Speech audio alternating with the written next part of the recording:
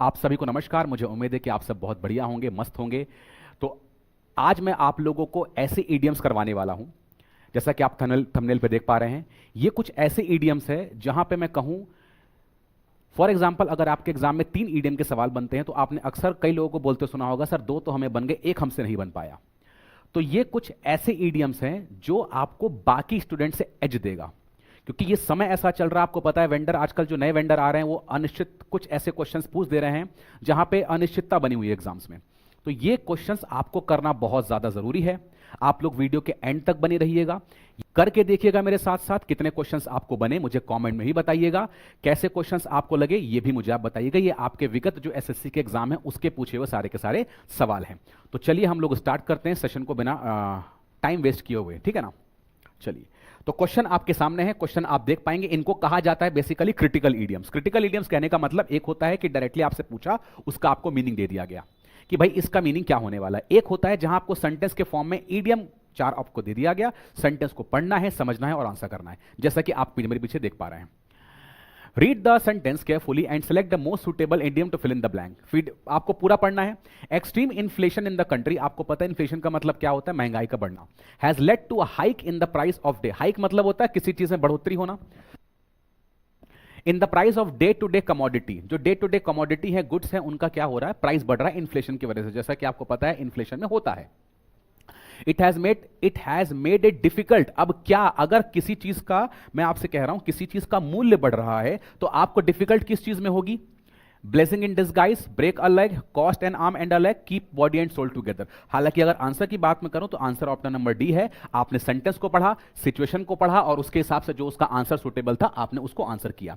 मतलब अगर मैं ईडियम की बात, मीनिंग की बात करूं तो आप देख पा रहे हैं मेरे पीछे मैंने अगले स्लाइड में इसके सारे के सारे मीनिंग डलवा रखे हैं। ये आपको एसएससी योद्धा टेलीग्राम चैनल पे अपडेट होकर मिल जाएगा। अभी आप लोग करते चलिए। ब्लेजिंग इन डिस्गाइज का मतलब क्या होता है, एक छिपा हुआ वरदान। मतलब जो शुरुआत में बुरा लगे लेकिन बाद में आपके लिए अच्छा साबित होता है। कई बार आपके साथ ऐसा हुआ होगा। एक सेंटेंस आप पढ़ लेंगे ताकि इससे कनेक्टिविटी बढ़ जाए। Losing that job was blessing in disguise because he found a better one letter.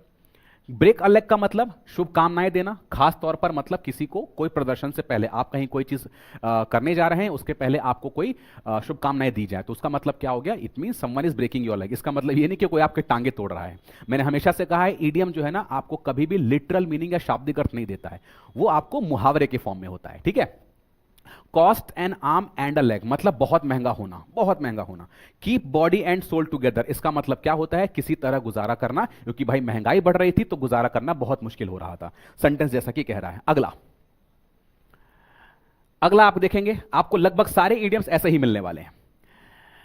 Select the most appropriate idiom that can substitute the underline. Underline वाले ईडियम है, आपको बताना है कौन सा सुटेबल है। Unless sales improve next month the company will be in a critical position in which failure seems imminent. Imminent का मतलब होता है कोई ऐसी चीज which is about to happen, जो होगा होगा, ठीक है। जैसे कि आप कहो कि अभी आपका एग्जाम होने वाला है, सीएचएसएल मेंस होने वाला है, तो होने वाला, it is imminent, about to happen. इसका मतलब क्या, damp squib hit the sack, mare's nest up against the wall. एक ऐसी चीज जिसमें फेलियर आपको लग रहा है, सीम्स मतलब प्रतीत होना, इमिनेंट मतलब होने वाला है, उसे कहा जाता है क्या, it means A damp squib. Damp squib का मतलब क्या होता है आप अगले स्लाइड में देख सकते हैं। डैम्प स्क्विब की अगर मैं बात कहूं तो डैम्प स्क्विब का मतलब यह होता है समथिंग, कोई ऐसी चीज जो फेलियर हो, जो निराशाजनक हो। Something which is damp squib कहने का मतलब दैट फेल्स टू इंप्रेस, जो किसी पर अपना उचित प्रभाव ना छोड़ पाए। हिटिंग द सैक मतलब होता है सोने जाना, बेड पर सोने जाना। मेयर्स नेस्ट मतलब होता है एक ऐसी चीज जो झूठी या फिर काल्पनिक बात। और अप अगेंस्ट द वॉल का मतलब होता है कोई ऐसा व्यक्ति जो बहुत ही डिफिकल्ट या बुरे सिचुएशन में हो, जहां से भागने की कोई रास्ता उसके पास ना हो, उसे कहा जाता है क्या, अप अगेंस्ट द वॉल। अगला, your guess is as good as mine. Your guess is as good as mine, ये तो डायरेक्टली मीनिंग हो गया। To guess an incredible idea, जी नहीं। To have no idea of the answer, जी हां ये आंसर होगा। टू प्रेडिक्ट अ डिजास्टर, जी नहीं। टू बी सुपरस्टिशियस, जी नहीं। अगर मैं कहूं your guess as good as mine का मतलब होता है कि जितना तुम्हें पता है उतना मुझे पता है। कहने का मतलब किसी विषय पर अगर मैंने कहा to have no idea of the answer, अगर मैंने कहा your guess is as good as mine, मतलब जितना आपको पता है उतना ही मुझे पता है ना। मतलब कोई नई बातें मुझे नहीं पता है, उसे क्या कहा जाता है, your guess is as good as mine. अगला अगला अगला क्या है सवाल, पढ़ेंगे आप। Today's managers meeting has given me a lot to think about as I decide whether or not to stay with this company। मतलब आज की जो मीटिंग थी उसने मुझे बहुत सारी चीजें सोचने के लिए मजबूर कर दिया कि मुझे इस जॉब में रहना है या इसे छोड़ देना है। Belle of the ball, bird's eye view, roll with the punches, food for thought. Food, हालांकि इसका उत्तर की बात मैं करूं तो इसका ऑप्शन नंबर डी रहने वाला है। फूड फॉर थॉट का मतलब होता है, सेंटेंस ये कह रहा है कि आज की जो मीटिंग हुई थी उसने मुझे बहुत ज्यादा सोचने पर मजबूर कर दिया। तो आप किसी चीज के लिए जब सोच रहे होते हैं, किसी चीज पर जब दिमाग लगा रहे होते हैं, उसे कहा जाता है क्या, उसे कहा जाता है food for thought. It means गंभीरता से सोचने के लिए, कुछ सोचने योग्य बात, कोई ऐसी बात जिसके लिए आप अपना दिमाग लगा रहे हैं, गंभीरता से चीजों को सोच रहे हैं। ठीक है ना। बेले ऑफ द बॉल, बाकी आप देख लेंगे। सबसे आकर्षक व्यक्ति, खासकर किसी पार्टी में, ये आपका पूछा गया था एसएससी में, मतलब सीजीएल में, हालांकि पूछे सारे ही गए थे। बेले ऑफ द बॉल का मतलब कोई ऐसा व्यक्ति जो सबसे आकर्षक हो। बर्ड्स आई व्यू, एक ऐसा दृश्य जिसे आप कहते हैं ना कि सरसरी निगाह देखना, तो उसे कहा जाता है क्या, bird's eye view. Roll with the punches, मुश्किल परिस्थितियों से के साथ खुद को ढाल लेना। जैसा सिचुएशन चल रहा है आप उस मुश्किल परिस्थितियों में, विकट परिस्थितियों में उसको अपने आप को ढाल रहे हैं, उसे कहा जाता है क्या, उसे कहा जाता है रोल विद द पंचेस। तो अगर आंसर की बात मैं करूं तो आंसर आपका क्या हो जाएगा, फूड फॉर थॉट। आगे बढ़ते हैं, आगे आपके पास है, देखेंगे सवाल क्या पूछा गया है। Lack of funds, lack of funds मतलब फंड्स की कमी की वजह से, is the main obstacle. Obstacle का मतलब क्या होता है, ऑब्स्टिकल का मतलब किसी तरह का बाधा, कोई चीज आपको रेस्ट्रेन कर रही है ना, उसे कहा जाता है obstacle. For the companies growth, company की जो ग्रोथ हो रही है उस वजह से किसी चीज में क्या हो रहा है, ऑब्स्टिकल आ रहा है। Uphill battle, odds and ends, stumbling block, storm in a tea cup. अगर आंसर की बात मैं करूं तो ऑप्शन नंबर सी रहने वाला है। स्टम्बलिंग ब्लॉक का मतलब होता है कोई ऐसी चीज जो आपके लिए बाधा उत्पन्न करे, बाधा पैदा करे, उसे कहते हैं क्या, उसे कहते हैं स्टम्बलिंग ब्लॉक। बाकी का मीनिंग आप देख लेंगे। अगर मैं कहूं आपसे स्टम्बलिंग ब्लॉक का मतलब क्या हुआ, एक मिनट, हाँ, स्टम्बलिंग ब्लॉक का मतलब क्या हुआ, रुकावट या बाधा, रुकावट या बाधा जो प्रगति को रोकती है, कोई भी ऐसी चीज जो किसी के ग्रोथ को रोके उसे कहा जाता है क्या, स्टम्बलिंग ब्लॉक। अपहिल बैटल, जी नहीं, अपहिल बैटल का मतलब क्या है, बाकी का मीनिंग आप देख लेंगे।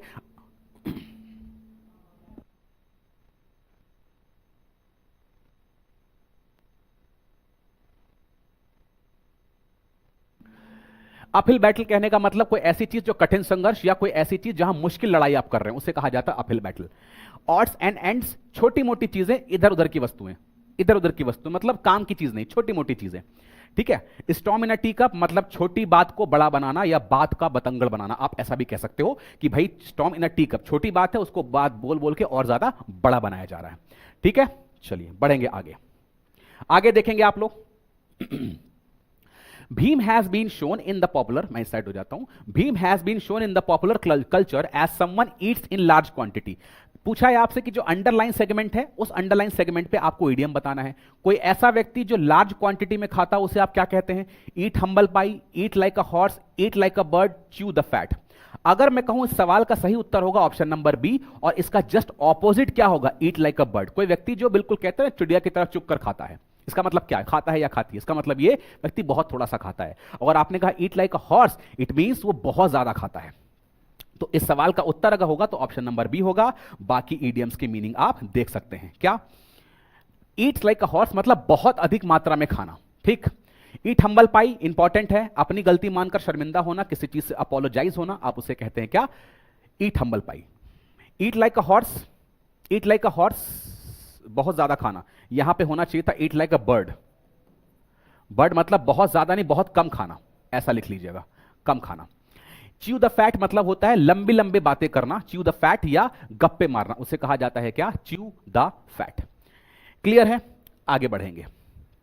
ये देखिए बड़े बड़े स्टेटमेंट है, कुछ नहीं, बस आपको थोड़ा सा दिमाग लगाना पड़ता है इसमें, तभी इनको क्रिटिकल इडियम्स कहा जाता है। Select the most appropriate idiom that can substitute, किसका underline, I heard management is planning to transfer me to another department and demote me, I need to confirm if this is true, hearing it directly from the person involved. मतलब कोई ऐसी news आपको मिली है, वो सुनने को आपको मिल रही, रूमर मिल रही है, लेकिन आपने कहा नहीं भाई, जहां से वो न्यूज उत्पन्न हुआ मैं वहीं जाऊंगा। इसका मतलब कहा जाता है कि straight from the horses mouth, मतलब उस न्यूज की उत्पत्ति जहां से हुई है आप उसी सोर्स से सुनना चाहेंगे, यहां वहां की बातें आपको पसंद नहीं है, गॉसिप वगैरह की बात नहीं होती। मतलब अगर आपने कहा straight from the horses mouth, सीधे विश्वसनीय या मूल स्रोत से कोई जानकारी मिलना, उसे कहा जाता है straight from the horses mouth. बाकी का आप देख लेंगे। ऑन पिन्स एंड निडल्स, बेचैनी या घबराहट में होना, कोई अगर ऑन पिन्स एंड निडल्स है। इन द सेवेंथ हेवन, बहुत ज्यादा खुश, कहते हैं सातवें आसमान पर आप कब होते हैं, सोच लीजिए कब होते हैं। बेयरिंग अ ग्रज, मन में द्वेष रखना, उसे कहा जाता है क्या, बेयरिंग अ ग्रज। बेयरिंग अ ग्रज का मतलब होता है आप मन में किसी चीज को लेकर के द्वेष वगैरह लाए हुए हैं। अगला, most women are facing the same problem when it comes to job satisfaction because of the pay parity। parity का मतलब होता है समानता in the institutions। तो कई सारी औरतें हैं, कई सारी महिलाएं हैं जो सेम प्रॉब्लम फेस कर रही हैं, कब, जब जॉब सेटिस्फैक्शन को लेकर के आता है। तो आपसे पूछा है फेसिंग द सेम प्रॉब्लम, मतलब जो आप दिक्कत महसूस कर रहे हैं वही दिक्कत मैं ही महसूस कर रहा हूं, उसे कहा जाता है क्या, उसे कहा जाता है इन द सेम बोट। कोई ऐसा व्यक्ति जो बिल्कुल सेम बोट में है, it means sharing same difficulty, जो दिक्कत आप झेल रहे हैं वही दिक्कत आपके साथ आपके सामने वाला भी झेल रहा, उसे जाता है क्या, the in the same boat. एक ही स्थिति या समस्या में होना उसे कहा जाता है in the same boat. Arm chair expert, बाकी का मीनिंग देख लेंगे, जो बिना अनुभव के सलाह देते हैं, कुछ होते हैं ऐसे, कहते हैं ना बहुत ज्ञानी है वो। Clear, A drop in the ocean, ऊंट के मुंह में जीरा, सुना होगा आपने। और कंपेयरिंग एप्पल्स टू ऑरेंजेस, दो अलग चीजों की तुलना करना, एक चीज अलग दूसरी चीज अलग, उसकी तुलना आप कर रहे हैं, उसे कहा जाता है कंपेयरिंग एप्पल्स टू ऑरेंजेस। ठीक है, आगे बढ़ेंगे। अगला देखेंगे आप, अगला क्या कह रहा है, अगला कह रहा है आपसे, after the long and tedious project. Tedious मतलब होता है कोई ऐसी चीज जो बहुत ज्यादा थका दे आपको, जिससे बहुत ज्यादा थक जाए आप, उब जाए आप। ठीक, सारा felt like she was at limit of her patience. हाँ, बहुत बढ़िया, कि कह रहा है कि बहुत ज्यादा टीडियस प्रोजेक्ट उसे दे दिया गया, ऐसा प्रोजेक्ट जिससे बहुत ज्यादा वो थक चुकी है। अब एक ही काम मैं आपको दे दूं, डेली एक तरह का खाना दे दूं आपको, आप क्या कहोगे, अरे सर बोर हो गए अब तो, टीडियस टाइप का वर्क। इसका मतलब कोई ऐसी चीज जो अब लिमिट से बाहर हो चुकी, अब नहीं बर्दाश्त होगा। इसका answer tip of the iceberg, crossroads, finishing line, end of her rope. End of her rope का मतलब होता है कि अब समय, मतलब अब सीमा से बाहर हो गया है, अब हमसे बर्दाश्त नहीं होने वाला। एंड ऑफ अ रोप का मतलब होता है पूरी तरह थक जाना या धैर्य खत्म हो जाना, कि भाई अब हम नहीं सह पाएंगे, अब बहुत ज्यादा हो गया। तो कह ही रहा है कि वो एंड ऑफ अ रोप का मतलब अब बहुत ज्यादा हो गया था, अब सारा ने कहा भाई अब बहुत ज्यादा हो गया, अब बर्दाश्त मुझसे नहीं होगा। टिप ऑफ द आइसबर्ग, आपने कई बात सुनी होगी, जैसे कि आप कहते हैं ये आइसबर्ग है, ये कुछ समुद्र है, तो ये टिप दिखाई देता है समुद्र के ऊपर, हमें लगता है छोटा सा है, बट ऐसा नहीं है, उसके नीचे कितना बड़ा पहाड़ होता है। मतलब बताना ये चाह रहा है ये एक ऐसी समस्या जो दिखती छोटा सा हिस्सा दिखाई देता है बट अंदर बहुत बड़ा रूप लिया हुआ है, उसे कहा जाता है tip of the iceberg. Crossroads का मतलब होता है जीवन का मोड़ या निर्णय का समय, एक ऐसा समय जहां पे आप उस मकाम पे खड़े हैं, उस मोड़ पे खड़े हैं जहां पे आपको निर्णय लेना है, उसे कहा जाता है क्या, क्रॉस रोड्स। फिनिशिंग लाइन मतलब होता है क्या, अंतिम चरण या अंत बिंदु, उसे आप क्या कहते हैं, उसे कहते हैं आप फिनिशिंग लाइन। अगला देखिए जरा आप लोग, I am dash about whether to accept the job offer और कंटिन्यू फ्रीलांसिंग। बहुत बढ़िया, आपसे फिल इन द ब्लैंक्स के फॉर्म में पूछा गया, सेंटेंस आपको पढ़ना है। I am dash about whether to, आप ऑप्शन दे रहे हैं कि मैं ये कर लूं या ये कर लूं। On the fence, cutting corners, left out in cold, up in arms.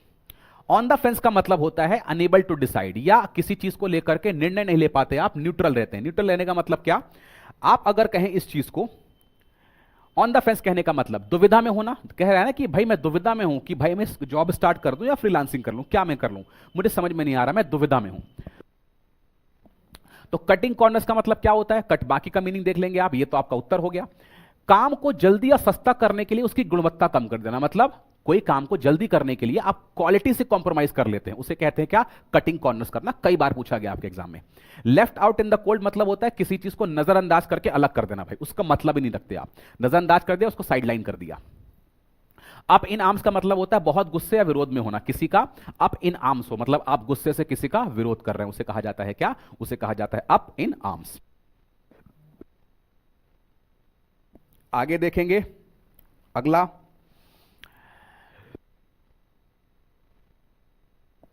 The doctors tried very hard to save his mother but they were unsuccessful. आपसे पूछा है कि अंडरलाइन सेगमेंट है, अंडरलाइन सेगमेंट के हिसाब से 4 ऑप्शंस हैं। ट्राई वेरी हार्ड, बहुत ज्यादा आपने प्रयास किया। Face the music, Drew the line, move heaven and earth, कई बार पूछा गया आपसे, मतलब आप किसी चीज के लिए भरसक प्रयास करते हैं, कहते हैं ना कि एड़ी से लेकर सर तक का जोर आपने लगा दिया, it means you moved heaven and earth. इसी से मिलता जुलता एक ईडियम है, आप लोग कमेंट करके बताएंगे जरा कि इससे मिलता जुलता कौन सा ईडियम है। चलिए हाँ, कमेंट में मुझे बताते चलिएगा कुछ नई चीजें आप सीख रहे हैं या उससे मिलते जुलते पैरेलली कुछ ऐसे ईडियम होते हैं जो एक ईडियम उसी की जैसे सेम मीनिंग करते दूसरा इडियम होता है। तो आप मुझे कमेंट में जरूर बताइएगा, ठीक है, जो मैंने पूछा आपसे। मूव हेवन एंड अर्थ, इसका मतलब होता है कि हर संभव कोशिश करना। फेस द म्यूजिक, परिणाम भुगतना, कि आपने जो गलती करी उसका परिणाम भुगतना है आपको। ड्रू द लाइन का मतलब सीमा तय करना, कि आपने इतना किसी के लिए बाउंड्री सेट कर दी, इससे ज्यादा नहीं। या किसी चीज को मना कर देना भी कह सकते हो आप। रैन लाइक क्लॉकवर्क, बहुत स्मूथली और सही तरीके से चलना, उसे कहा जाता है क्या? Run like clockwork. Clear? I hope ये बातें आपको क्लियर होंगी। अगला, द रेनाउंड पब्लिशर, रेनाउंड मतलब होता है प्रसिद्ध, है ना, decided to withdraw a book from the market, मतलब उसने क्या किया? डिसाइड किया कि भाई बुक विदड्रॉ कर लेता हूं, मुझे नहीं मार्केट में देनी है। From the market, no one was interested in the book as the argument presented were क्या? अब मैं कहता हूं कोई व्यक्ति किसी चीज में इंटरेस्ट नहीं है, आप किसी चीज में इंटरेस्ट नहीं ले रहे हो, क्यों? क्योंकि वो आपके अकॉर्डिंग नहीं है, सीधी सी बात होती है। तो यही कह रहा है कि भाई पब्लिशर ने क्या किया? बुक को वापस लेने का डिसाइड किया, क्यों? क्योंकि कोई भाई इंटरेस्ट ही नहीं है। High and mighty, out of the wood, beside the mark, under the rose. Answer की बात मैं करूं तो आंसर ऑप्शन नंबर सी रहने वाला है, बिसाइड द मार्क। मतलब कोई ऐसी चीज जो इररिलेवेंट है, मतलब जो सब्जेक्ट से परे है, उसमें कोई इंटरेस्ट ही नहीं लेगा। जो जिस सब्जेक्ट की बात होती है उस व्यक्ति से परे अगर होगा तो व्यक्ति उसमें इंटरेस्ट लेगा ही नहीं। बिसाइड द मार्क का मतलब होता है मुद्दे से हटकर या गलत या असंगत होना, उसे कहा जाता है इररिलेवेंट चीजें, that's called beside the mark. High and mighty, बाकी का देखेंगे, मतलब कोई ऐसा व्यक्ति जो ईगोटिस्ट है, घमंडी है, अहंकारी है। आउट ऑफ द वुड्स, कोई व्यक्ति ऐसा जो मुश्किल से बाहर निकल गया या गंभीर परिस्थिति से बाहर निकल जाना, डेंजर से बाहर निकल जाना, उसे कहा जाता है out of the woods. Under the rose मतलब होता है कोई ऐसी चीज जो चुपके से आप काम करते हो, सीक्रेट तरीके से आप काम करते हो, उसे कहा जाता है क्या? Under the woods, under the rose. आगे बढ़ते हैं, आगे देखेंगे जरा आप। Anand personally believes in the motto, किस मोटो में बिलीव करता है भाई? When life gives you lemons make lemonade. ये मेरा आप लोगों के लिए सलाह है। क्या? When life gives you lemon make lemonade. Earn maximum business, जी नहीं। हेल्थ नरिश, जी नहीं। Enjoy most when the season is favourable, भाई एकदम नहीं। Enjoy most when the season is favourable, जी नहीं। Make the best out of difficult situation, मतलब अगर आप विकट परिस्थिति में हैं उससे कैसे आप निकाल सकते हैं बेटर सिचुएशन, उसे कहा जाता है क्या? When life gives you lemon, आप उसका बढ़िया नींबू पानी बनाइए और मस्ती से रहिए, है कि नहीं? ये देखिए, यही आपसे पूछा है। When life gives you lemon make lemonade, मतलब बुरी परिस्थिति में भी अच्छा निकालना या उस चीज को पॉजिटिव बनाना, उसे कहा जाता है क्या? Make the best of the difficult situation. ये आपका उत्तर रहने वाला है, ऑप्शन नंबर डी। चलिए, आसान था हालांकि, लेकिन फिर भी आपको पढ़ना तो थोड़ा सा पढ़ाई। चलिए अगला करेंगे आप लोग फटाक से।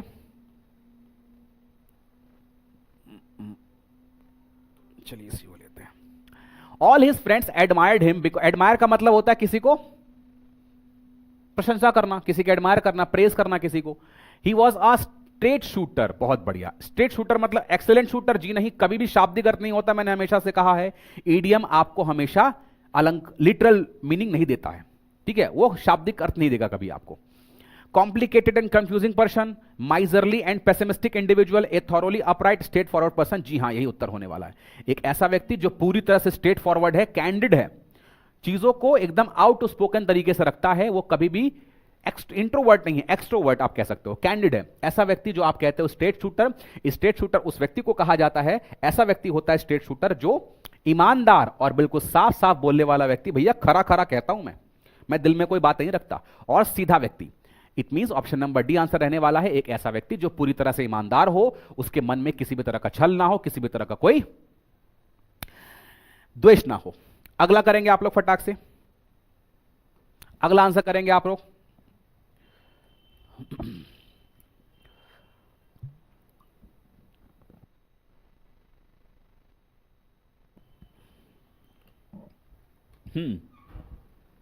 आई thought Sadhana would always stick by me, मुझे लगा था कि साधना हमेशा मेरे साथ रहेगी। But when I got into trouble, जब मैं परेशानी में फंसा, she turned out to be, क्या कि हमेशा मेरे साथ रहने का वादा तो किया था, लेकिन जब मैं परेशान हुआ तो उसने मुझे छोड़ दिया। क्या कर सकते हैं, चलिए कोई नहीं। तो उसे कहा जाता है सुख के साथी। एक ऐसा व्यक्ति जो सुख में तो आपके साथ है, पर दुख और समस्या और पीड़ा पड़ने पर आपसे वो दूर हो गया, उसे कहा जाता है fair weather friend. Fair weather friend कहने का मतलब क्या है? आप देख पा रहे हैं एक ऐसा व्यक्ति जो सिर्फ अच्छे समय में आपका साथ दे रहा है। हार्ड नट टू क्रैक, जिसे समझना और हराना मुश्किल हो, नाम से है। ओपन सीक्रेट, सीक्रेट है पर ओपन है, ऐसी बात जो सबको पता है लेकिन सिर्फ ऑफिशियली सीक्रेट हो, कागजों में सीक्रेट हो पर पूरे मार्केट में हल्ला है कि नहीं। व्हाइट एलिफेंट मतलब कोई ऐसी चीज जो महंगी है लेकिन बेकार की चीज, कोई ऐसी चीज जो बहुत महंगी तो है पर किसी काम की नहीं, तो क्या कहोगे आप उसे? व्हाइट एलिफेंट कहोगे, है कि नहीं। आगे बढ़ते हैं। अगला, his PhD degree seems to be Penelope's web. आपसे पूछा है कि एक पैराग्राफ मतलब एक ब्रैकेट के अंदर एक ईडियम है, उस ईडियम का मीनिंग आपको बताना है। His PhD degree seems to be a Penelope's web. Penelope's web का मतलब important task, difficult task, secret task, endless task. एक ऐसा कार्य जो कभी खत्म ही नहीं होता। जब आपसे पूछो क्या कर रहे हैं, सर ये काम कर रहा हूं, जब पूछो क्या कर रहे हैं, ये काम कर रहा हूं, तो पेनलेफ्स वेब उसे कहा जाता है। एक जाल बन चुका है। वेब मतलब एक जाल जो एंड ही नहीं खत्म होगा, जो कभी एंड ही नहीं होगा। उसे क्या कहते हैं आप? उसे कहते हैं क्या? एक ऐसा काम जो बार बार शुरू होकर कभी पूरा नहीं होता, लगातार चलता रहता, कभी खत्म ही नहीं होता। उसे कहा जाता है क्या? उसे कहा जाता है पेनलेफ्स वेब। मतलब ऑप्शन नंबर डी आपका आंसर रहने वाला है। उम्मीद है कि आप ये बात समझ पा रहे होंगे। अगला, चलिए, वीडियो अगर अच्छी लग रही होगी तो सेशन को आप लाइक जरूर करिएगा और चैनल को सब्सक्राइब भी करिएगा इस तरह की और वीडियोस के लिए। This year's budget is unlikely to pass as law since the president proposed budget typically face a jaundiced eye, but this one has gotten even more skepticism। इतना बड़ा बड़ा सेंटेंस लिख दिया और उसमें कह दिया कि एक ईडियम है। क्या ईडियम है? जॉन्डिस आई। इसका मतलब जेलसी, कॉन्फिडेंस, रिसेंटमेंट, गुडविल। देखिए, पॉजिटिव मीनिंग तो नहीं देगा। अगर ये होता तो ये भी होता, या तो जेलसी है या तो रिसेंटमेंट है। जॉन्डिस्ड आई का मतलब होता है, अगर आप जॉन्डिस्ड आई की बात करें तो किसी चीज को लेकर के मन में क्या, किसी चीज को लेकर के, अगर मैं कहूं जॉन्डिस्ड आई की बात, तो किसी चीज को मन में लेकर के संदेह हो या नकारात्मक या पक्षपात व्यू आपका होना है। किसी चीज को लेकर मन में रोष होना, उत्साह होना, आक्रोश होना, उसे कहा जाता है क्या? रिसेंटमेंट। मतलब ऑप्शन नंबर सी इसका आंसर रहने वाला है जो आपसे पूछा था, मीनिंग जॉन्डिस्ड आई। नाराजगी, द्वेष, कटु भावना, उसे कहा जाता है क्या? जॉन्डिस्ड आई। अगला देखेंगे आप। After months of dedication and effort, महीनों की लगन के बाद, मेहनत के बाद, I finally completed the marathon. अंतोगत्वा मैंने कंप्लीट किया। I can really dash for this accomplishment. मतलब मैंने जो ये उपलब्धि हासिल की है उसके लिए मुझे क्या करना चाहिए? सारा सेंटेंस आपको बिल्कुल पॉजिटिव लेके चल रहा है। ईट लाइक अ हॉर्स, अभी मैंने बताया, नहीं। Up a creek without a paddle, जी नहीं। ब्लो हॉट एंड कोल्ड, जी नहीं। Pat myself on the back, शाबाशी आप देते हो बच्चों को ऐसे पीठ पर थपथपा के। मतलब आपने जो अकम्प्लिशमेंट लिया है या सामने वाले ने किया है, उसके लिए आप बेसिकली करते क्या हैं? उसके लिए आप उसे शाबाशी देते हैं। PAT myself on the back का मतलब खुद को शाबाशी देना। मैंने खुद के लिया, माई सेल्फ मतलब खुद के लिए किया। रिफ्लेक्सिव प्रोनाउन मतलब मैंने खुद को क्या किया? शाबाशी दी कि हाँ मुझसे हो गया, मैंने कर लिया। जैसे आप लोग का सिलेक्शन हो जाने के बाद आप इंस्पेक्टर बन जाओगे तो आप क्या कहोगे? यस मैंने कर लिया। ठीक। ईट लाइक अ हॉर्स मैंने अभी बताया, बहुत ज्यादा खाना। Up a creek without a paddle important है, इसका मतलब मुश्किल में फंस जाना, और ऐसे मुश्किल में फंसना जहां आपको कोई रास्ता दिखता ही नहीं कि आप कहां से निकले। ठीक है। ब्लो हॉट एंड कोल्ड मतलब बार बार अपना विचार बदलना, कभी हां कभी ना, कभी हां कभी ना, इस तरह कहा जाता है ब्लो हॉट एंड कोल्ड। अगला देखिए, अच्छा सवाल है, सवाल को बड़ा है लेकिन लेंथ बड़ी है बट आसान है। Select the most appropriate meaning of the given idiom. क्या भाई? The company understood that these small protests of the employees regarding low wages were just the tip of the iceberg. Company को लगा भाई ये जो protest हो रहा है, आंदोलन हो रहा है, ये वेजेस को लेकर के ये टिप ऑफ द आइसबर्ग है। मतलब जितना दिख रहा है ना उससे कई ज्यादा परेशान करने वाला। मतलब क्या? टिप ऑफ द आइसबर्ग मैंने पहले ही बताया था। A small noticeable part of problem the total size of which is non existent, जी नहीं, एग्जिस्ट करता है। A small noticeable part of the problem the total size of which is solvable, जी नहीं। A large part of a problem, जी नहीं। A small noticeable part of a problem, तो यही आंसर हो जाएगा। The total size of which is really much greater, मतलब क्या कि एक छोटा सा टिप दिखाई देता है पर उसकी जो बड़ी समस्या है, मूल जड़ है, वो काफी ज्यादा बड़ी है। इसका मीनिंग होता है क्या? टिप ऑफ द आइसबर्ग का। देखिए यहां पे लिख रखा है, आप एक देख लेंगे इसे। किसी बड़ी समस्या का सिर्फ छोटा सा दिखाई देने वाला हिस्सा, उसे कहते हैं क्या? Tip of the iceberg. मतलब ऑप्शन नंबर डी आपका उत्तर रहने वाला है। आगे बढ़ते हैं।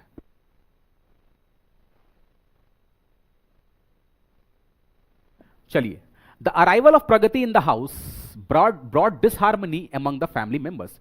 मतलब प्रगति जी आई हैं, कोई प्रगति होंगी, घर में आने से क्या हो गया? उनके बीच में डिसहार्मनी, नेगेटिव वर्ड है। As a cry in the wilderness, hair breadth rift in the lute on tenter hook. अच्छे अच्छे इडियम है। डिसहार्मनी का मतलब समझते हैं ना आप? मतलब किसी चीज में असामंजस्य होना, सामंजस्य आपके अंदर नहीं है। तो अगर मैं बात कहूं आपसे एक एक idiom, rift in the lewd, कोई ऐसी चीज जहां संबंधों में दरार या असहमति हो जाती है, जो आपसे सवाल पूछा है। ठीक है, बाकी का देख लेंगे आप। A cry in the wilderness, अनसुनी पुकार या बेकार की अपील, आप बेफिजूल आप रो रहे हैं, परेशान हो रहे हैं, बट आपकी कोई नहीं सुन रहा है। ठीक है ना। हेयर ब्रेथ मतलब होता है बहुत ही छोटा सा अंतर, बहुत ही छोटे से अंतर से या बहुत ही जरा से बचा है वो, है कि नहीं। टेंटर हुक का मतलब होता है बेचैनी या चिंता की स्थिति होना, उसे कहा जाता है ऑन टेंटर हुक। जो आपसे सवाल पूछा था उस सवाल के उत्तर की अगर बात करेंगे तो ऑन टेंटर हुक का मतलब होता है क्या? किसी तरह का डिसहार्मनी आना। हार्मनी मतलब होता है कि मधुर संबंध होना, और उसका जस्ट ऑपोजिट होता है आपका डिसहार्मनी। ठीक है, अगला, it feels like I made a promise of more than my ability. बहुत बढ़िया। When I promise to complete this worksheet in one day, आपको बताना है इस अंडरलाइन मीनिंग का idiom. Bit off more than one I could chew, सही बात है। इसका मतलब क्या? आप अपनी क्षमता से अधिक कोई काम ले लो अपने हाथ में।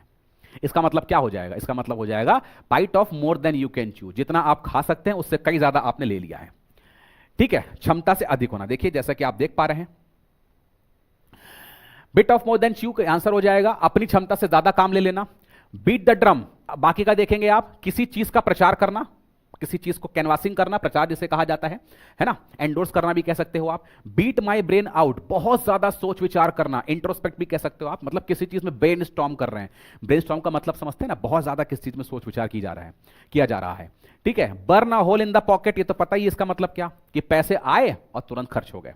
It means burn a hole in the pocket. अगला देखेंगे आप लोग,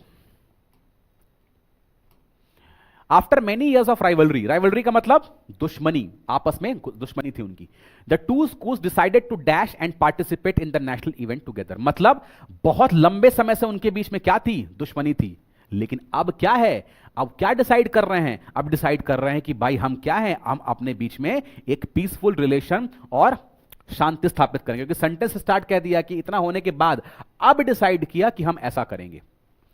मतलब बरी द हैचेट का मतलब यह होता है कि आप दुश्मनी को खत्म कर करके दोस्त की तरफ हाथ बढ़ाते हो, दोस्ती की तरफ हाथ बढ़ाते हो, उसे कहा जाता है bury the hatchet. Be in the doldrums, इसका मतलब कोई ऐसा व्यक्ति जो उदास है और सुस्त स्थिति में है, एकदम उदास। Be in the doldrums. Go cold turkey का मतलब होता है किसी आदत को अचानक छोड़ देना। गो कोल्ड टर्की मतलब कोई आदत आपके अंदर है, उसको आपने एकदम रैंडम छोड़ दिया, एट रैंडम। क्लियर।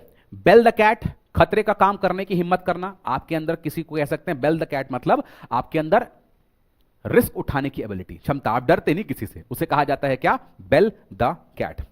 अगला करेंगे जरा आप लोग, अगला करेंगे फटाक से।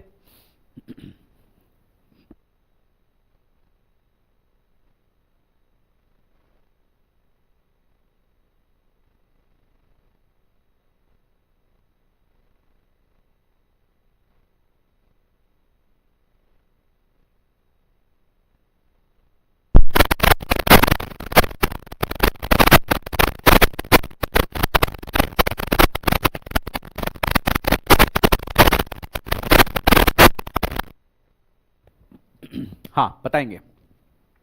After the pandemic his business crumbled. Pandemic पता है आपको, कोरोना आया था, पेंडेमिक। हिज बिजनेस क्रम्बल्ड, एकदम खराब हो गया, खत्म हो गया, क्रम्बल्ड हो गया। And he is in a difficult situation, कोई व्यक्ति बिजनेस खत्म हो गया और बहुत ही बुरी परिस्थिति में है। इसका मतलब क्या है? Be in a tight corner, give cold shoulder, bolt from the blue, pull the last straw. Be in a tight corner, someone is in a tight corner, it means क्या होता है? ये कोई व्यक्ति बुरी परिस्थिति में होता है, उसे कहा जाता है क्या? B in the tight corner. कठिन परिस्थितियों में फंस जाना। गिव अ कोल्ड शोल्डर, बाकी का मीनिंग देखेंगे आप। नजरअंदाज करना किसी को, कोल्ड शोल्डर कहते हैं, आप किसी चीज को नजरअंदाज कर दे रहे हैं। बोल्ट फ्रॉम द ब्लू, अचानक या आकस्मिक घटना। पुल द लास्ट स्ट्रॉ, मतलब आखिरी सीमा तक पहुंचना। ठीक है, मतलब आखिरी सीमा तक आप पहुंच रहे हैं, अपनी लिमिट को पुश कर रहे हैं। पुल द लास्ट स्ट्रॉ मतलब आप आखिरी सीमा को, अपनी सीमा को एकदम एंड तक पहुंचा रहे हैं, ठीक है ना। चलिए अगला, अगला देखेंगे जरा। The players like the coach, the players like the coach, जो प्लेयर्स हैं वो कोच को पसंद करते हैं, क्यों? Because he is honest, realistic and practical in dealing with them, बिल्कुल ईमानदार है, रियलिस्टिक है और यथार्थवादी है। प्रैक्टिकल को क्या कहते हैं? अब यथार्थ कहते हो ना। Far and wide, down to earth, sick and tired, by and large, ऐसा व्यक्ति जो बिल्कुल रियल है, उसके अंदर कोई छल नहीं है, उसे आप कहते हैं क्या? उसे कहा जाता है down to earth. It means, अगर मैं बात मीनिंग की कहूं इसके, तो आप देख पा रहे हैं अगला, डाउन टू अर्थ का मतलब होता है ऐसा व्यक्ति जो बहुत ही सरल हो, ऐसा व्यक्ति जो बहुत व्यवहारिक हो, वास्तविक सोच वाला हो, प्रैक्टिकल, मतलब यहां वहां की बात नहीं, आपको जो धोखे में नहीं रखेगा, है तो है, तैयारी आपने नहीं की है तो नहीं होगा, दैट्स इट। अगर कह दूं कि काश भगवान मेरी हेल्प कर दे, काश लक हो जाए, मेहनत तो करनी होगी। फार एंड वाइड का मतलब होता है दूर दूर तक, बाकी का मीनिंग देख लेंगे आप। सिक एंड टायर्ड का मतलब बहुत परेशान या तंग आ जाना किसी चीज से, एकदम सर में दर्द कर दिया हो जैसे। बाई एंड लार्ज का मतलब होता है समान रूप से, कुल मिलाकर। बाई एंड लार्ज का मतलब होता है कोई चीज सामान्यतः हो या समान रूप से होती हो, या आप ये भी कह सकते हैं कोई चीज कुल मिलाकर के होना, उसे कहा जाता है बाई एंड लार्ज। आगे बढ़ेंगे आप लोग। I invited them to my anniversary dinner but they had other plans, मैंने भाई अपने एनिवर्सरी के लिए डिनर के लिए इनवाइट किया, लेकिन उनके पास कुछ और प्लान होगा।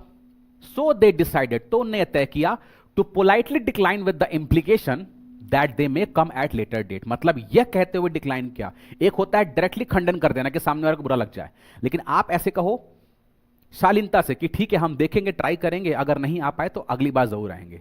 एक कहने का तरीका ये होता है, एक कहने का तरीका होता है सीधे नहीं आएंगे जाओ। तो कहने का मतलब आप इसे क्या कहते हो? इसका मतलब ये होता है कि आप क्या करोगे? To take a rain check. To take a rain check का मतलब होता है कि जब आपको किसी तरह का कोई ऑफर दे, आपके सामने किसी तरह का कोई ऑफर आए, तो आप क्या करते हैं? अभी मना करना, लेकिन बाद में करने का वादा करना, उसे कहा जाता है टेक अ रेन चेक। मतलब ये एक थोड़ा सा शालीनता का भाव भी शो कर रहा होता है, जहां पे आप किसी चीज को डिक्लाइन तो करते हैं पर इस तरह से कि सामने वाले को बुरा ना लगे, है कि नहीं। चलिए बाकी का देखेंगे। Take with a grain of salt, किसी बात पर पूरी तरह सच ना मानना, कुछ तो शंका है आपके अंदर, है कि नहीं। टू स्पॉइल अ मोमेंट मतलब माहौल खराब कर देना, मीनिंग में ही है। और call it a day, important है, काम, आज के दिन का काम खत्म करना, छुट्टी करना, उसे कहा जाता है कॉल इट अ डे। आगे बढ़ते हैं, अगला देखेंगे आप लोग फटाक से, फिल इन द ब्लैंक्स के फॉर्म में है, सेंटेंस को पढ़िए आप लोग। John was always dash about becoming a millionaire without doing any hard work. ये देखिए वही मैंने कहा ना एग्जाम्पल, कि आप कोई मेहनत कर नहीं रहा है और सपना देख रहे हैं कि काश मैं इंस्पेक्टर बन जाऊं, काश मेरी सीबीआई में लग जाए, बढ़िया बस छापे वगैरह मारेंगे जाकर के, काश इनकम टैक्स में इंस्पेक्टर बन जाऊं। अरे मेहनत करना पड़ता है उसके लिए, है कि नहीं। ये वही चीज कह रहा है कि भाई एक जॉन नाम का व्यक्ति है, आप लोग पर्सनल नहीं लेंगे, जो जॉन नाम का व्यक्ति है, बस it's a sentence. John was always dash about becoming a millionaire, हमेशा सोचता रहता है कि मैं अरबपति खरबपति बन जाऊं, लेकिन साफ कह रहा है without doing any hard work. आप बिना कड़ी मेहनत करोगे नहीं तो कैसे बन जाओगे। इसका मतलब होता है building castles in the air, हवाई किले बनाना, ठीक है। इसका मतलब होता है हवाई किले बनाना, मतलब आप सिर्फ हवा में किले बना रहे हो, हवा पे पुल बांध रहे हो। हवा में महल बनाना या अवास्तविक सपने देखना जो वास्तविकता से परे है। बाकी का देखेंगे। ईटिंग लाइक अ हॉर्स कितने बार आ चुका है। Having an S up sleeve मतलब होता है कोई गुप्त चाल या योजना बना के रखना। ए storm in a tea cup का मतलब होता है छोटी बात का बड़ा बनना, ये पहले भी आ चुका है, हम लोग डिस्कस कर चुके हैं। आगे बढ़ेंगे। Have your head in the clouds, select the sentence that uses the given idiom. अच्छा देखिए, अब ईडियम है, ईडियम से सेंटेंस है, इसका मीनिंग पता होना चाहिए आपको, और मीनिंग के हिसाब से जो सेंटेंस में सूटेबल है वो आपको बताना है। Have your heads in the cloud मतलब they had their heads in the cloud by looking up at the sky during meteor shower, जी नहीं। The pilot had his head in the clouds while flying a plane, जी नहीं। He had his head in the cloud during important meeting, जी होगा ये।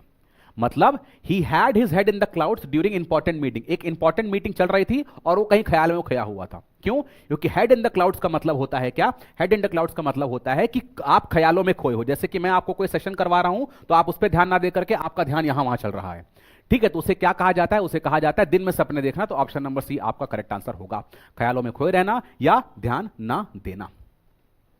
Clear? आगे बढ़ते हैं। After his business failed, he had to reduce spending and adjust to a frugal lifestyle. फ्रगल मतलब होता है ऐसा व्यक्ति जो थोड़ा इकोनॉमिकल हो। इकोनॉमिकल मतलब जो कम खर्च करना चाहता हो, पैसे को बचत रखना चाहता हो, रिसोर्सेस को बचा के चलना चाहता हो, उसे कहा जाता है। जैसे अभी के टाइम पर आपको पता है किस तरह से गैस वगैरह का, तेल वगैरह की न्यूज़ वगैरह आ रही हैं, तो आप क्या करोगे, आप अपनी लाइफस्टाइल को थोड़ा सा फ्रगल की तरफ लेके चलोगे। मतलब रिसोर्सेस को थोड़ा बचा के चलना कि अगर आगे चल करके सिचुएशन खराब होती है तो हमारे पास कुछ चीजें हो।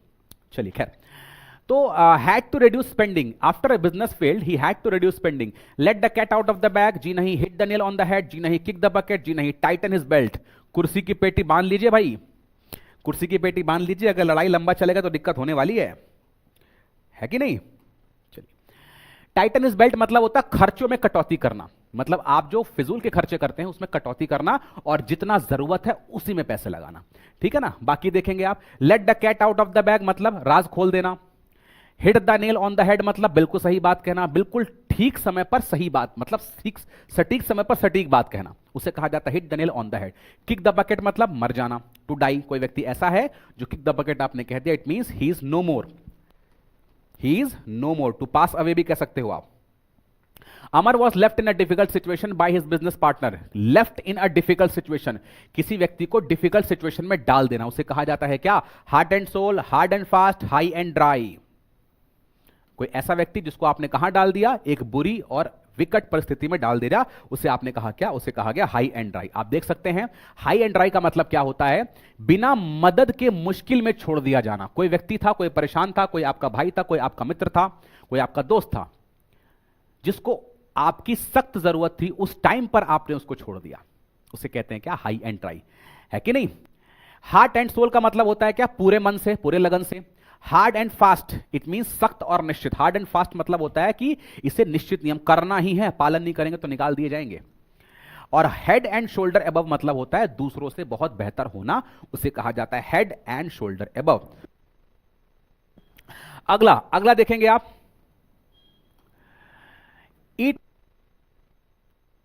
Eat like a bird. Eat like a bird की अगर मैं बात करूं, ईट लाइक अ बर्ड मतलब अभी मैंने आपको बताया, ईट लाइक अ बर्ड मतलब क्या, कोई चीज बहुत ही इतना सा चुक चुक के खाना, है कि नहीं।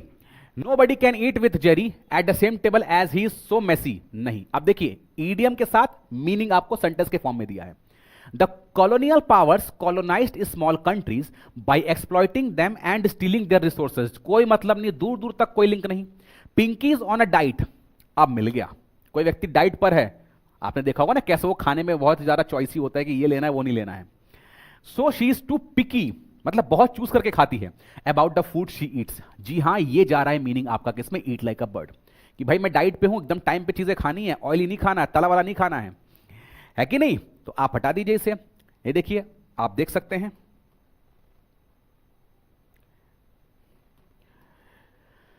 ईट लाइक अ बर्ड का मतलब होता है क्या, ऑप्शन नंबर सी, बहुत कम खाना या थोड़ा थोड़ा खाना, धीरे धीरे, एकदम एकदम नहीं कि यहां से लेकर एकदम गले तक खा लिए ऐसा नहीं होता, ठीक है ना। चलिए आगे बढ़ते हैं, अगला देखिए जरा, अगला देखेंगे आप लोग, क्या है भाई अगला। Although Greta Thunberg gave a moving speech at the United Nations about environmental damage it could dash, although भले ही ऐसा दिया गया, मतलब कॉन्ट्रास्ट दिखा रहा है कि ऐसा हुआ पर ये नहीं हुआ, एक तरफ पॉजिटिव एक तरफ नेगेटिव आइडिया, ऑल्दो के साथ।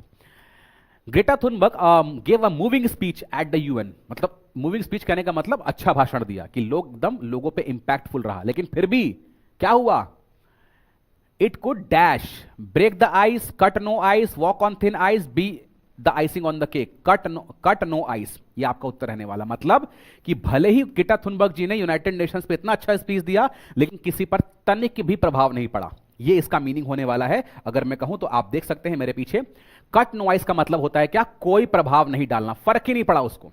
ब्रेक द आइस, बाकी का मीनिंग देखेंगे आप, बातचीत शुरू करना या झिझक दूर करना। जैसे आप देखते हो किसी ऐसे एनवायरमेंट में आप बैठे रहते हो जहां पे लगता है कि पहले मैं बात शुरू करूं कि पहले वो बात शुरू करें, तो अगर ब्रेक द आइस आपने किया मतलब आपने चीजों को शुरुआत कर दी, बात करना स्टार्ट कर दिया, ठीक है। वॉक ऑन थिन आइस मतलब खतरे में होना, और बी और आइसिंग ऑन द केक का मतलब होता है पहले से अच्छी चीजों को और बेहतर बनाना, it means be the icing on the cake. पहले से आप तो आपकी जॉब भी लग गई और लगे हाथ आपकी शादी भी हो गई, शादी भी लग गई, इसका मतलब क्या हो गया कि स्थिति बेहतर थी और बेहतर हो गई है कि नहीं। चलिए ठीक है, I know you are blaming me for the all that has happened, मुझे पता है कि तुम मुझे ब्लेम कर रहे हो जो चीजें हुई, बट लेकिन I was not at fault alone, मतलब गलती मेरी अकेले की नहीं है, ताली दोनों हाथ से बजती है। इसका मतलब ये कह रहा है it always darkest before dawn, make hay while the sunshine, leave no stone unturn, it takes two to tango. इसका मतलब क्या होता है? उत्तर है आपका ये। इसका मतलब ये होता है कि अगर आपने कहा it takes two to tango, it means किसी स्थिति या गलती में दोनों पक्ष जिम्मेदार होना। सेंटेंस ही कह दिया था कि मुझे अकेले में जिम्मेदार नहीं हूं, आपकी भी गलती है। It means it takes two to tango का मतलब होता है कि किसी भी गलती के लिए, कभी कहते हैं ना आप ताली एक हाथ से नहीं बजती है, इसका मतलब वही है। बाकी का देख लेंगे आप meaning. It is always darkest before don, बुरा समय अच्छे समय से पहले आता है। बुरा समय अच्छे समय से पहले आता है मतलब कहते हैं ना कि अगर किसी टनल में आप घुसे हो तो कुछ पल तक का अंधेरा है, उसके बाद सारी चीजें आपको दिखने वाली हैं। तो अच्छा समय आने से, अगर बुरा समय चल रहा है तो परेशान ना हो आप, अच्छा समय भी आएगा, ये उस बात का संकेत है, तभी वो बुरा है। सच है तो झूठ है, भगवान है तो कहते हैं ना कि भगवान है तो राक्षस है, उसी प्रकार अंधेरा है तो उजाला भी है कि नहीं? चलिए, make hay while the sun shines मतलब मौके का फायदा उठाना, और लीव नो स्टोन अनटर्न्ड मतलब होता है हर संभव कोशिश करना, उसे कहा जाता है क्या? Leave no stone unturned. अब आप मेरे पीछे एक चीज देख पा रहे होंगे, जैसा कि मैंने हमेशा से बताया है, लक्ष्य बैच को आपने बहुत अच्छा प्यार दिया, उसके लिए थैंकफुल बहुत ज्यादा हूं मैं। वही मेरे लिए मोटिवेशन की तरह काम किया, और हम लोगों ने एक बैच को स्टार्ट किया है। ये बैच मैं आपको बता दूं, इस बैच का नाम मेरे पीछे आप देख पा रहे होंगे। इस बैच में मैंने आपको बताया कि खासियत इस बैच की क्या है, मैं फटाक से इसका ओवरव्यू दे देता हूं। इस बैच की खासियत यह है कि इस बैच में आपको स्पेशली रिकॉर्डेड क्लास, कहने का मतलब है कोई लाइव ही नहीं, क्लास रिकॉर्ड होकर उसमें अपलोड होती जाएंगी। In the end of April खत्म होते ही आपको सारी क्लासेस मिल जाएंगी। तो जितने भी आपके 2026 के एग्जाम हैं और जितने भी आपके इसके बाद अपकमिंग एग्जाम्स हैं, वो सारे आप आराम से टच कर सकते हो। और इसमें मैंने कहा जैसा कि इंपॉर्टेंट क्या है, मैंने प्रेजेंट ट्रेंड को देखते हुए इस कोर्स को डिजाइन किया है। जो आपका रिसेंट जो एग्जामिनर जो वेंडर आया ना, उस चीज को देखते हुए क्या क्या चीजें मिलने वाली हैं आपको। कंप्लीट वो कैप प्लस आरसीबी इसमें मिलेगा, कॉम्प्रिहेंशन जहां पे थीम क्या होता है, कैसे निकालना होता है, उसका टोन कैसा निकालना होता है, सब मैं आपको पढ़ा रहा हूं। उसके बाद इसका आपको बोर्ड पीडीएफ भी मिलेगा, प्रिंटेबल भी मिलेगा, इसके डिजिटल नोट्स भी मिलेंगे, ये खास बात है। सबसे अपडेटेड कंटेंट है, और इसमें मैंने आपको अगर कोई चीज समझ में नहीं आ रही तो हमने उसके लिए क्या रखा है, डाउट सेशन रखा हुआ है, और साथ में जूम कॉल की कोई चीज आप अगर नहीं समझ पा रहे हैं तो आप हमसे डायरेक्टली कनेक्ट हो सकते हैं, है ना। और पीवाईक्यू बेस्ड आपके क्विज होंगे जब आप ये सारा चीज खत्म कर लेंगे। इंपॉर्टेंट क्या है, मैंने आपको बताया था इसमें एक चीजें क्या दी थी कि इसमें आपको एक माइंड मैप भी दिया जाएगा हर चैप्टर के बाद, ताकि आप एग्जाम के पहले फटाफट से उसे रिवाइज कर लें कि आपने क्वेश्चन टैग में क्या पढ़ा, टेंस में क्या पढ़ा, नाउन में क्या पढ़ा, वो माइंड मैप के फॉर्म में, ठीक है ना। तो और बताना मुझे यहां यह भी था कि आपको पता है कि मैंने इस कोर्स को कर दिया गया है कितना, 499, और जो लाइफ टाइम वैलिडिटी है उसे कर दिया गया है 699।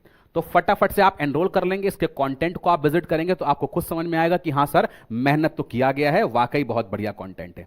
चलिए अब आ जाते हैं अपने मुद्दे पर फिर से। अगला क्या है, I was unable to solve the geometry question myself. आपसे कह रहा है, देखिए ये मैं कह रहा था आपसे, select the most appropriate idiom that best explains the given sentence. कह रहा है कि आपको वो इडियम बताना है जो सेंटेंस को खूबसूरती से या बेस्ट तरीके से एक्सप्लेन करता है। I was unable to solve the geometry question myself, so I have asked my teacher to help me out. ठीक है भाई, you can't always get what you want, two heads are better than one, when the going gets tough the tough gets going, two wrongs don't make a right. बहुत प्यारा सवाल है, करिए जरा। I was unable to solve the geometry question myself, so I have asked। आप कोई चीज solve नहीं कर रहे थे तो आपने मदद ली किसी से। You can't always get what you want, two heads are better than one। जी हाँ, यही होगा इसका आंसर, देख लीजिए। क्यों भाई, सेंटेंस ही कह रहा है, सेंटेंस ही कह रहा है भाई मुझे नहीं बन रहा था तो मैंने किसी की सहायता ले ली। जब आपको कोई चीज नहीं बनती तो आप किसी की सहायता लेते हैं ना भाई, खुद का दिमाग नहीं लगाना, किसी और से कहना है तुम भी दिमाग लगाओ। तो two heads better than one का मतलब होता है दो लोगों को की सोच एक से बेहतर होती है, इसका मतलब वही है, क्योंकि सिचुएशन आपसे कह रहा था। You can't always get what you want, हर बार अपनी इच्छा पूरी नहीं होती, इसका मतलब हो गया अगले मीनिंग का। When the going gets tough the tough gets going, मुश्किल समय में ही मजबूत लोग आगे बढ़ते हैं। जैसे आप कहते हो ना कुछ समय मजबूत बहुत परेशानी भरा होता है, तो आप वहां पे पैनिक नहीं करके डटे रहते हो कि नहीं कुछ समय की बात है, वक्त है, गुजर जाएगा, वक्त ही तो है। चलिए, to wrongs don't make right मतलब दो गलत चीजें मिलकर सही नहीं हो सकती, है ना। कि आप कहो कि भाई गलत है, उसको कवर अप करने के लिए फिर एक गलती डाल दो, वो सही नहीं कभी होगी, वो गलत ही रहेगी। कहने का मतलब ये है। आगे बढ़ते हैं। क्या है देखिए जरा, in hot water, in hot water का मतलब होता है कोई व्यक्ति परेशानी में हो, आपको बताना है कौन सा अप्रोप्रिएट मीनिंग है सेंटेंस है। द शेफ एडेड स्पाइसेस, मसाले ऐड कर दे to the dish to enhance its flavour and make it more delicious, जी नहीं। The children enjoyed playing in the pool on a hot summer, नहीं। After accidentally breaking the valuable vase, Sara found herself into trouble with her parents, ये रहा कि गलती से accidentally क्या कर दिया, वास, वास का मतलब पता है ना क्या होता है, फूल का गुलदस्ता जो घर वगैरह में रखते हैं लोग, उसको तोड़ दिया। अब सारा को लगा भैया अब तो मुझसे गलती हो गई, अब मेरे पेरेंट्स मुझे छोड़ेंगे नहीं। It means what, it means ये कि आपने भाई अब गड़बड़ कर दी है, अब तो आपको डांट पड़ने वाली है। उसे कहा जाता है क्या, इन हॉट वाटर, मुसीबत में होना या ट्रबल में पड़ जाना, उसे कहा जाता है क्या, इन हॉट वाटर। तो आपका ऑप्शन नंबर सी रहने वाला है जो आपने देखा। आगे बढ़ते हैं। कीप योर चिन अप, बहुत प्यारा इडियम है। द स्टूडेंट्स डिलीजेंटली, डिलीजेंटली का मतलब होता है कि आप बहुत ज्यादा परिश्रम के साथ कोई काम करते हैं, ठीक है। Completed their work, homework, assignments before the deadline, despite facing setback, setback का मतलब होता है किसी चीज में फेलियर जिसे कहा जाता है। She remain positive and determined to achieve her goals, हाँ ये आंसर है, बिल्कुल यही है, यही होगा। Keep your chin up, the hiker enjoyed the bread taking, जी नहीं। द साइंटिस्ट कंडक्टेड एक्सपेरिमेंट, जी नहीं। कीप योर चिन अप का मतलब यह होता है कि आपके पास मुश्किल परिस्थिति होने के बावजूद भी आप हार नहीं मान रहे हैं। जैसे कि आप सारे लोग डटे हुए हैं कि नहीं, हाँ मुझे पता है, मैं अगर लगा हूं, मैं अगर लगी हूं तो आगे चल के मैं इंस्पेक्टर बनूंगा या बनूंगी। इट मीन्स आप परिस्थिति को से कॉम्प्रोमाइज नहीं हो रहे हैं। इसका मतलब होता है क्या, कीप योर चिन अप, मुश्किल समय में भी हिम्मत बनाए रखना। Option number B will be your correct answer. चलिए आगे बढ़ते हैं। आगे देखेंगे आप लोग, आगे क्या है। The sales person for the project offered a sneak, अब कह रहा है कि भाई आपको बताना है, select the most appropriate option that best expresses the meaning of the proverb in the given sentence. अच्छा, इसमें एक प्रोवर्ब दिया, मतलब इडियम दिया हुआ है, आपको ढूंढना है और बताना है कौन सा उसका मीनिंग सही है।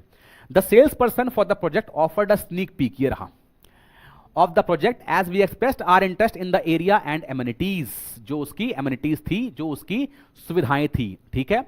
Getting a preview of something to try something new, sending brief letter to be in a winning position. I think ये आपका ऑप्शन नंबर ए होगा, हाँ जी यही होगा, getting a preview of something.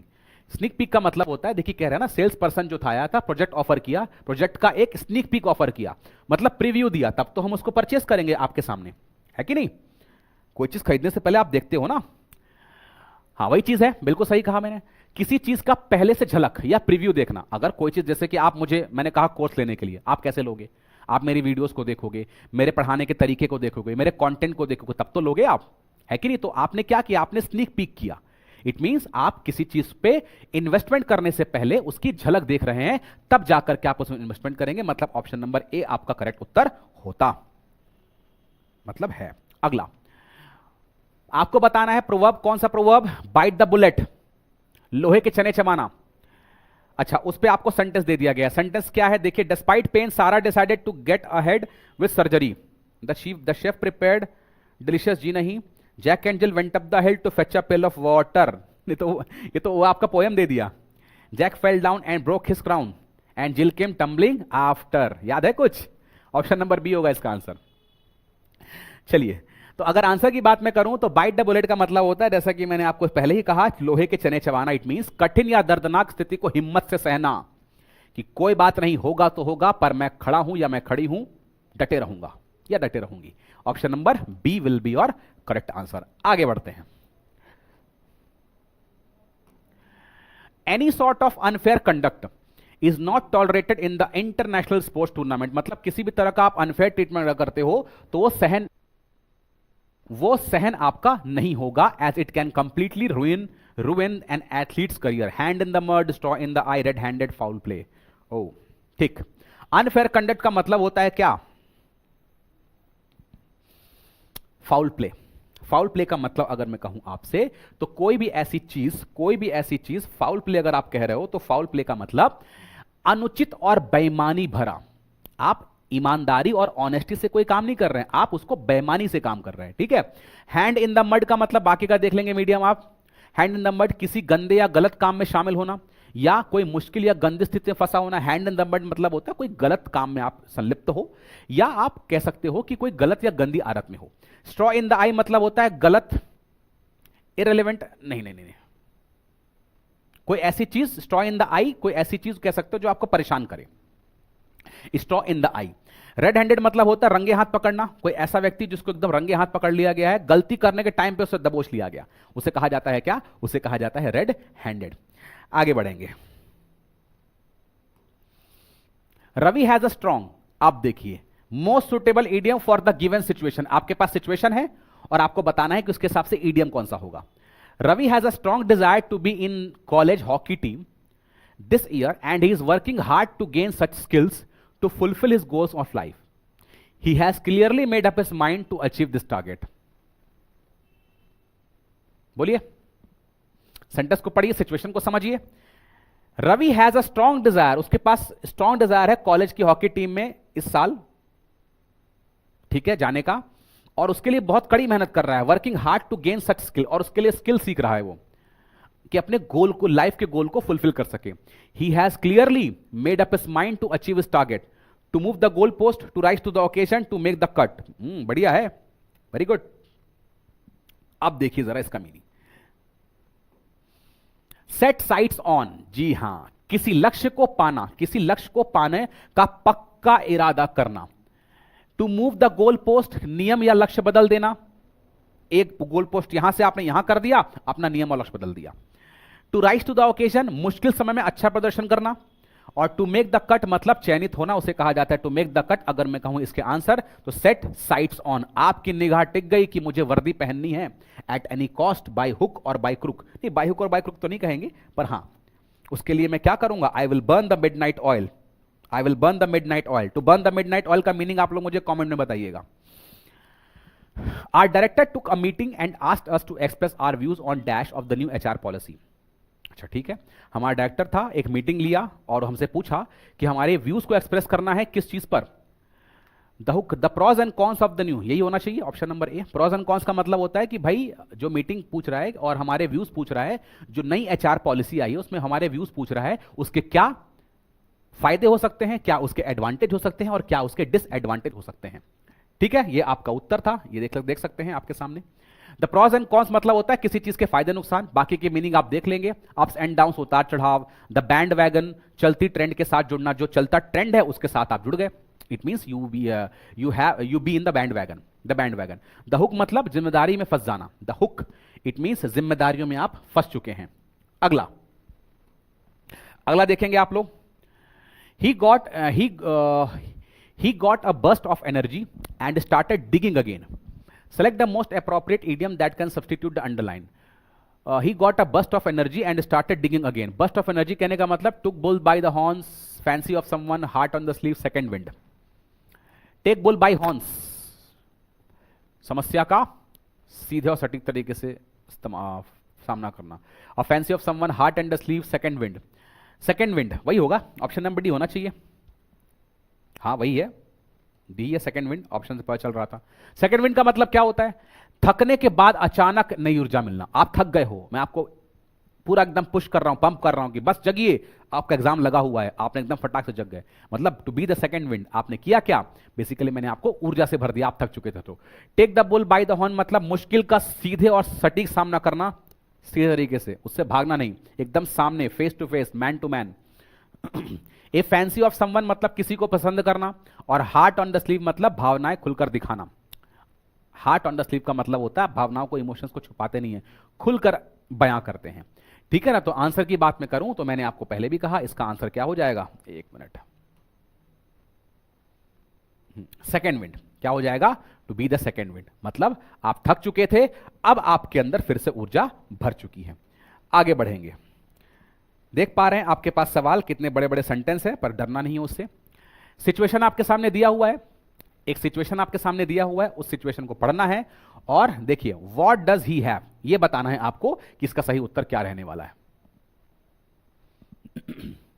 He started with an online company and became a millionaire, then he sold it and invested in the share market and earned more money, now he has invested in transportation industry and is generating huge wealth. पहले क्या किया, एक online company start की और millionaire बन गया, करोड़पति बन गया। अब क्या कर रहा है, ही सोल्ड इट, उसने उसको बेचा और इन्वेस्टमेंट किया शेयर मार्केट में और फिर और पैसा कमाया, और उसके बाद फिर से इन्वेस्टमेंट ट्रांसपोर्ट में किया और बहुत बड़ा पैसा बनाया, खूब संपत्ति बनाया। मतलब आप देख रहे हैं, जहां हाथ लगा रहा है मिट्टी को छू रहा सोना बन जा रहा है। इसका मतलब क्या, एक ऐसा टच, उसे कहा जाता है मिडास टच, एक ऐसा टच जिसे आप जब छुएंगे एकदम भैया वो सोना बन जाएगा, मतलब बहुत बेनिफिट करेगा आपको। उसे कहा जाता है क्या, उसे कहा जाता है मिडास टच। देख पा रहे हैं आप, मिडास टच मतलब जिस भी काम को छुए वह सफल हो जाएगा या पैसा बन जाएगा। Sticky finger, as genuine as $3 bill और रूल ऑफ थंब, अच्छे आइडिया में पढ़ लेंगे आप इसे एक बार। चोरी की करने की आदत, sticky finger, as genuine as a $3 bill मतलब होता है नकली या भरोसे के लायक नहीं होना। ठीक है ना, आगे बढ़ते हैं। What we need is skilled and energetic plant and elbow grease. अच्छा, एल्बो ग्रीस का मीनिंग बताना है। एल्बो ग्रीस का मीनिंग बताना तो है लेकिन सेंटेंस के फॉर्म में बताना है। ठीक है, कह रहा है कि hard work that one puts into doing something, hard work that one puts into cleaning one's elbow, the grease that is earned through labor, hard work that one puts into removing grease। एकदम उल जलूल option है, ये होगा। Elbow grease का मतलब होता है, अगर elbow Greece की बात अगर की जाए तो एल्बो ग्रीस का मतलब ये होता है कि आप क्या करते हैं, कड़ी मेहनत करते हैं, मतलब फिजिकल एफर्ट लगा रहे हैं, मेंटल नहीं फिजिकली आप कोई कड़ी मेहनत कर रहे हैं, उसे कहा जाता है क्या, उसे कहा जाता है एल्बो ग्रीस। मतलब ऑप्शन नंबर ए उसका सही उत्तर हुआ। आगे बढ़ेंगे। Nancy held a grudge against her teacher. Grudge मतलब होता है कोई कहते हैं ना कि शत्रुता का भाव या किसी के प्रति गुस्से का भाव रखना, ग्रज किसे कहा जाता है। Nancy held a grudge against her teacher for a long time, बहुत लंबे समय तक, but she finally decided to let bygones be bygones. कहते रात गई बात गई, जो पुरानी बात है उसे भूल जाओ, आगे बढ़ो, यही मनुष्य का नेचर होना चाहिए। वही कह रहा है, let bygones be bygones, take revenge, flatter someone, flatter मतलब किसी से चापलूसी करना, change the past, ignore the past, मतलब आपने क्या करना है, आपने एक पास्ट को इग्नोर करना है कि चलो भाई कोई बात नहीं, हमारा नहीं हुआ तो कोई दिक्कत वाली बात नहीं, हम उससे सीखेंगे और अगली बार फिर से पूरी ऊर्जा के साथ प्रयास करेंगे। मतलब लेट बाईगॉन्स बी बाईगॉन्स का मतलब होता है बीती बातों को भूल जाना, पुरानी बातों को जाने देना। ठीक है ना, option number A will be your correct answer. मतलब इग्नोर द पास्ट, बीती बातों को भूल जाना ही सही होता है, जैसा कि आप बड़े हमेशा से कहते हैं, है कि नहीं। आगे बढ़ते हैं। Most of the ministers are concerned with the dash of office than the service of the man. सही बात है। देखिए कितनी अच्छी बात लिखा है कि कई ऐसे मंत्री होते हैं जो इस बात से चिंतित होते हैं कि ऑफिस को कैसे बढ़िया रखना है, बजाय इस चीज के कि हम व्यक्ति को कैसे सही रखना है। समझ पा रहे हैं आप लोग इस चीज को। तो कहने का मतलब leaps and bounds, wear and tear, loaves and fishes, Herculean task. बताइए क्या होगा। लीप्स एंड बाउंड्स तो नहीं लग रहा है, वियर एंड टियर भी नहीं लग रहा है, मेरे ख्याल सी होना चाहिए। Are concern with the dash of the office and service of the man, यही होना चाहिए, ऑप्शन नंबर सी होना चाहिए। जी हां, एकदम सही। क्या है सिचुएशन, कह रहा था ना, लोफ्स एंड फिशेस का मतलब होता है पद से मिलने वाला व्यक्तिगत लाभ, कि भाई मंत्री बनने के बाद आपको घर मिल गया, बंगला मिल गया, नौकर चाकर मिल गए, हमारा खजाना भरना चाहिए भाई। जो व्यक्ति वोट दे करके यहां पहुंचा है उनसे मतलब नहीं रखना, ये सेंटेंस कह रहा है और सामान्यतः ऐसा होता भी है। ठीक है। तो लीप्स एंड बाउंड्स, तेजी से प्रगति करना, भगवान करे आप सभी करें। वियर एंड टियर मतलब घिसावट, जैसे आप समझ लीजिए कि मेरे सामने बोर्ड है या कोई भी ऐसी चीज है, आप सेलफोन भी यूज करते हैं, यूज करते करते क्या होता है, वो उसका वियर एंड टियर होता है। मतलब क्या होता है, चीजें यूज करते करते उसकी क्या करना चाहिए, क्या बोलेंगे उसको, वर्ड नहीं मिल रहा मुझे। यूज करें किस सामान को तो उसका क्या, अरे इकोनॉमी में टर्म होता है, भूल रहा हूं मैं, किस चीज को आप यूज करते जाएंगे तो उसकी वैल्यू घटती जाएगी, सिंपल सी भाषा में, अभी वर्ड याद नहीं आ रहा मुझे। इकोनॉमी में आप समझ गए होंगे अगर समझ पा रहे होंगे तो। हरक्यूलियन टास्क मतलब कोई ऐसा कार्य जो बहुत कठिन है, उसे कहा जाता है क्या, उसे कहा जाता है हरक्यूलियन टास्क। एक मिनट भाई, कहां गया, हाँ। This is the critical point of the issue, one should always be focused on it. ठीक है भाई, अंडरलाइन फ्रेज, अंडरलाइन पार्ट है, उसका आपको ईडियम बताना है। Critical point of the issue, किसी का क्रिटिकल पॉइंट किसी इशू का। Black sheep, crux of the matter, chip off the old block, don't cry over spilt milk, crux of the matter. इसका मतलब क्या, क्रक्स ऑफ द मैटर का मतलब अगर मैं कहूं आपसे, क्रक्स ऑफ द मैटर का मतलब होता है क्या? क्रक्स ऑफ द मैटर का मतलब किसी समस्या का मुख्य या सबसे जरूरी बिंदु, यहां वहां की बातें नहीं, उल बातें नहीं, एकदम टू द पॉइंट, इसे कहते हो आप crux of the point. A black sheep, chip off the old block, बाकी ईडियम इंपॉर्टेंट है, आप देख लेंगे। कुल का बदनाम व्यक्ति, उसे ब्लैक शीप कहा जाता है। Chip off the old block, बिल्कुल अपने माता पिता जैसा। या don't cry over spilt milk, मतलब बीती बात पर पछतावा ना करना, उसे कहा जाता है cry over spilt milk. Shweta organises the sale of handmade pottery at a cheap rate. अच्छा, सेंटेंस आपको दे दिया है, सेंटेंस आपको बताना है, सेंटेंस के हिसाब से आपको क्या बताना है कि इसका क्या होगा, ठीक है। Shweta organises the sale of the handmade pottery at a cheap rate. Hush money go for a song, having one's cake and eating too, making a fuss out of something. Go for a song, I think option number B होना चाहिए।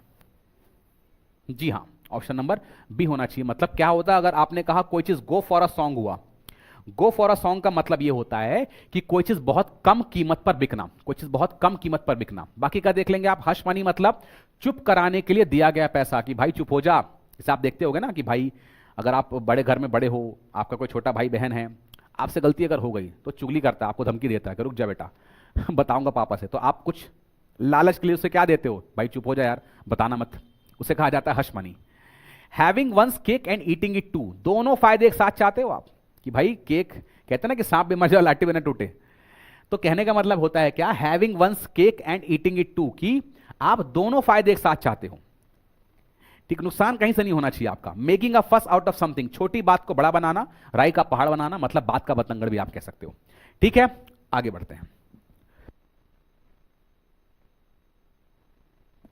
रजत is known for his notorious nature, he will be friendly to your face but likes dash. Notorious negative word, notorious friendly का opposite आप समझ सकते हैं, ठीक है।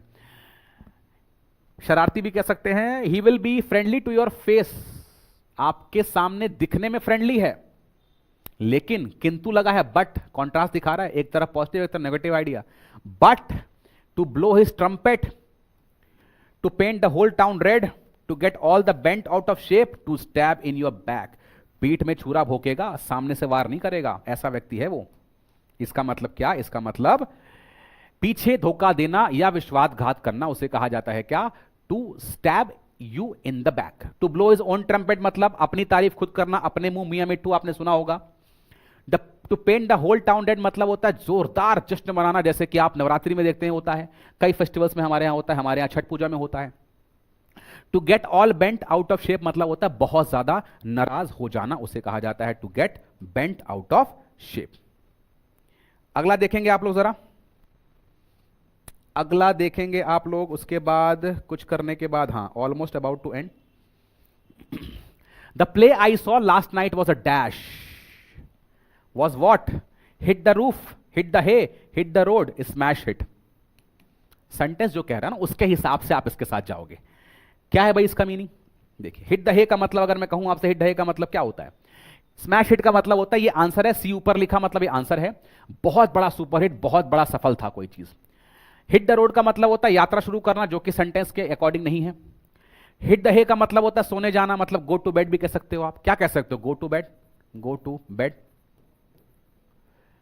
Hit the roof का मतलब होता है बहुत ज्यादा गुस्सा हो जाना, उसे कहते हो आप क्या, उसे कहते हो हिट द, उसे क्या कहते हो आप, उसे कहते हो हिट द रूफ, बहुत ज्यादा गुस्सा हो जाना। चलिए आगे बढ़ते हैं।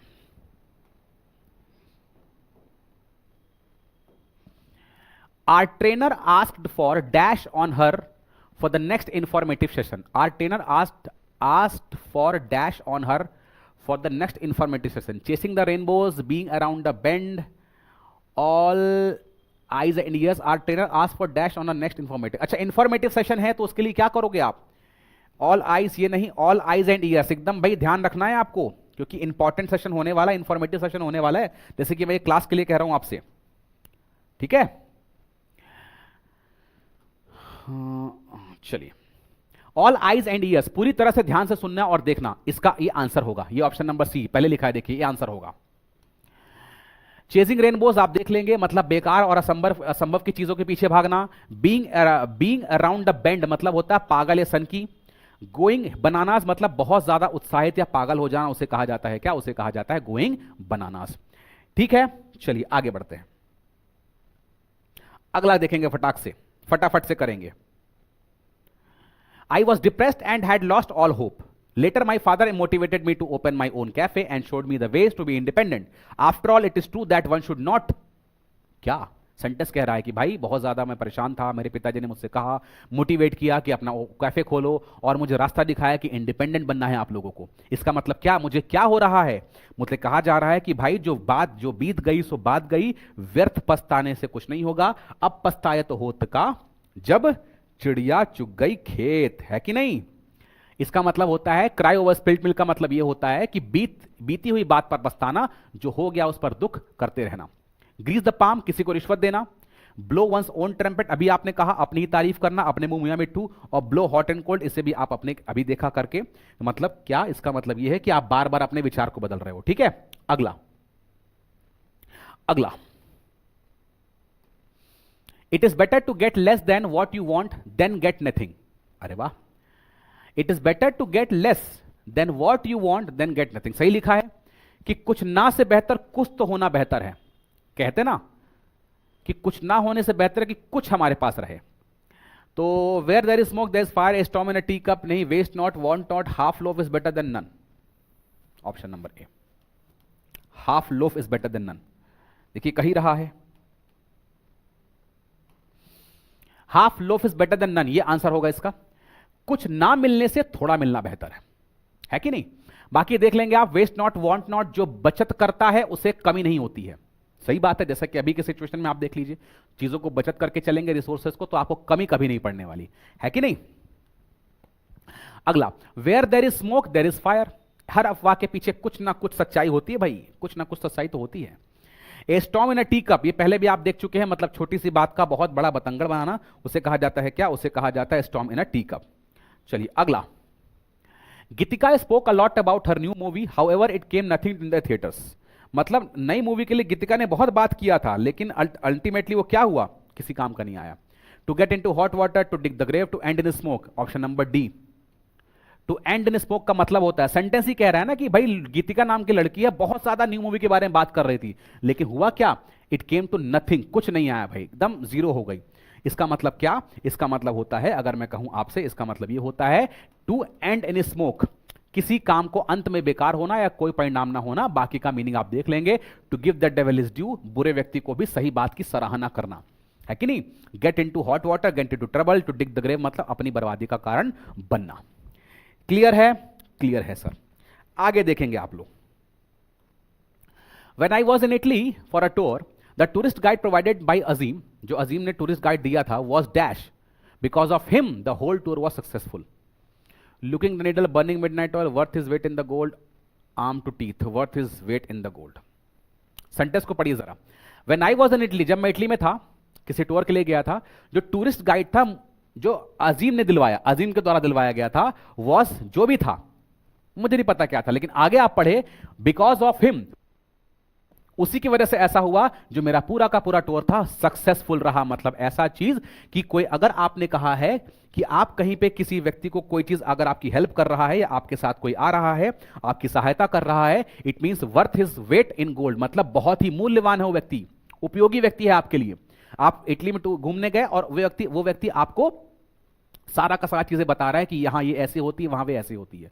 इट मींस वो क्या है, कहना ये चाह रहे हो आप कि वो व्यक्ति ऐसा है जो बहुत ही उपयोगी है आपके लिए। ठीक है ना? बाकी का मीनिंग आप देख लेंगे। Looking for a needle in a haystack, बहुत मुश्किल काम, एक सुई गिरा दिया मैंने, कहां? घास में, अब ढूंढिए जरा। तो मतलब इसका क्या हो गया? मतलब ये हो गया बहुत मुश्किल काम, असंभव जैसा। बर्निंग द मिडनाइट ऑयल, जैसा कि आप लोग करते हैं एग्जाम के टाइम पे, अभी कर भी रहे होंगे, देर रात तक काम कढ़ाई करना। आर्म टू टीथ का मतलब होता है पूरी तरह हथियारों से लैस होना, आर्म टू टीथ। आगे बढ़ेंगे आप लोग। Shyam was accused of bribery, Shyam was accused of bribery, कुछ ज्यादा छोटा हो गया, हाँ। अक्यूज अपने साथ ऑफ लेके चलता है bribery, but he submitted proofs for his innocence.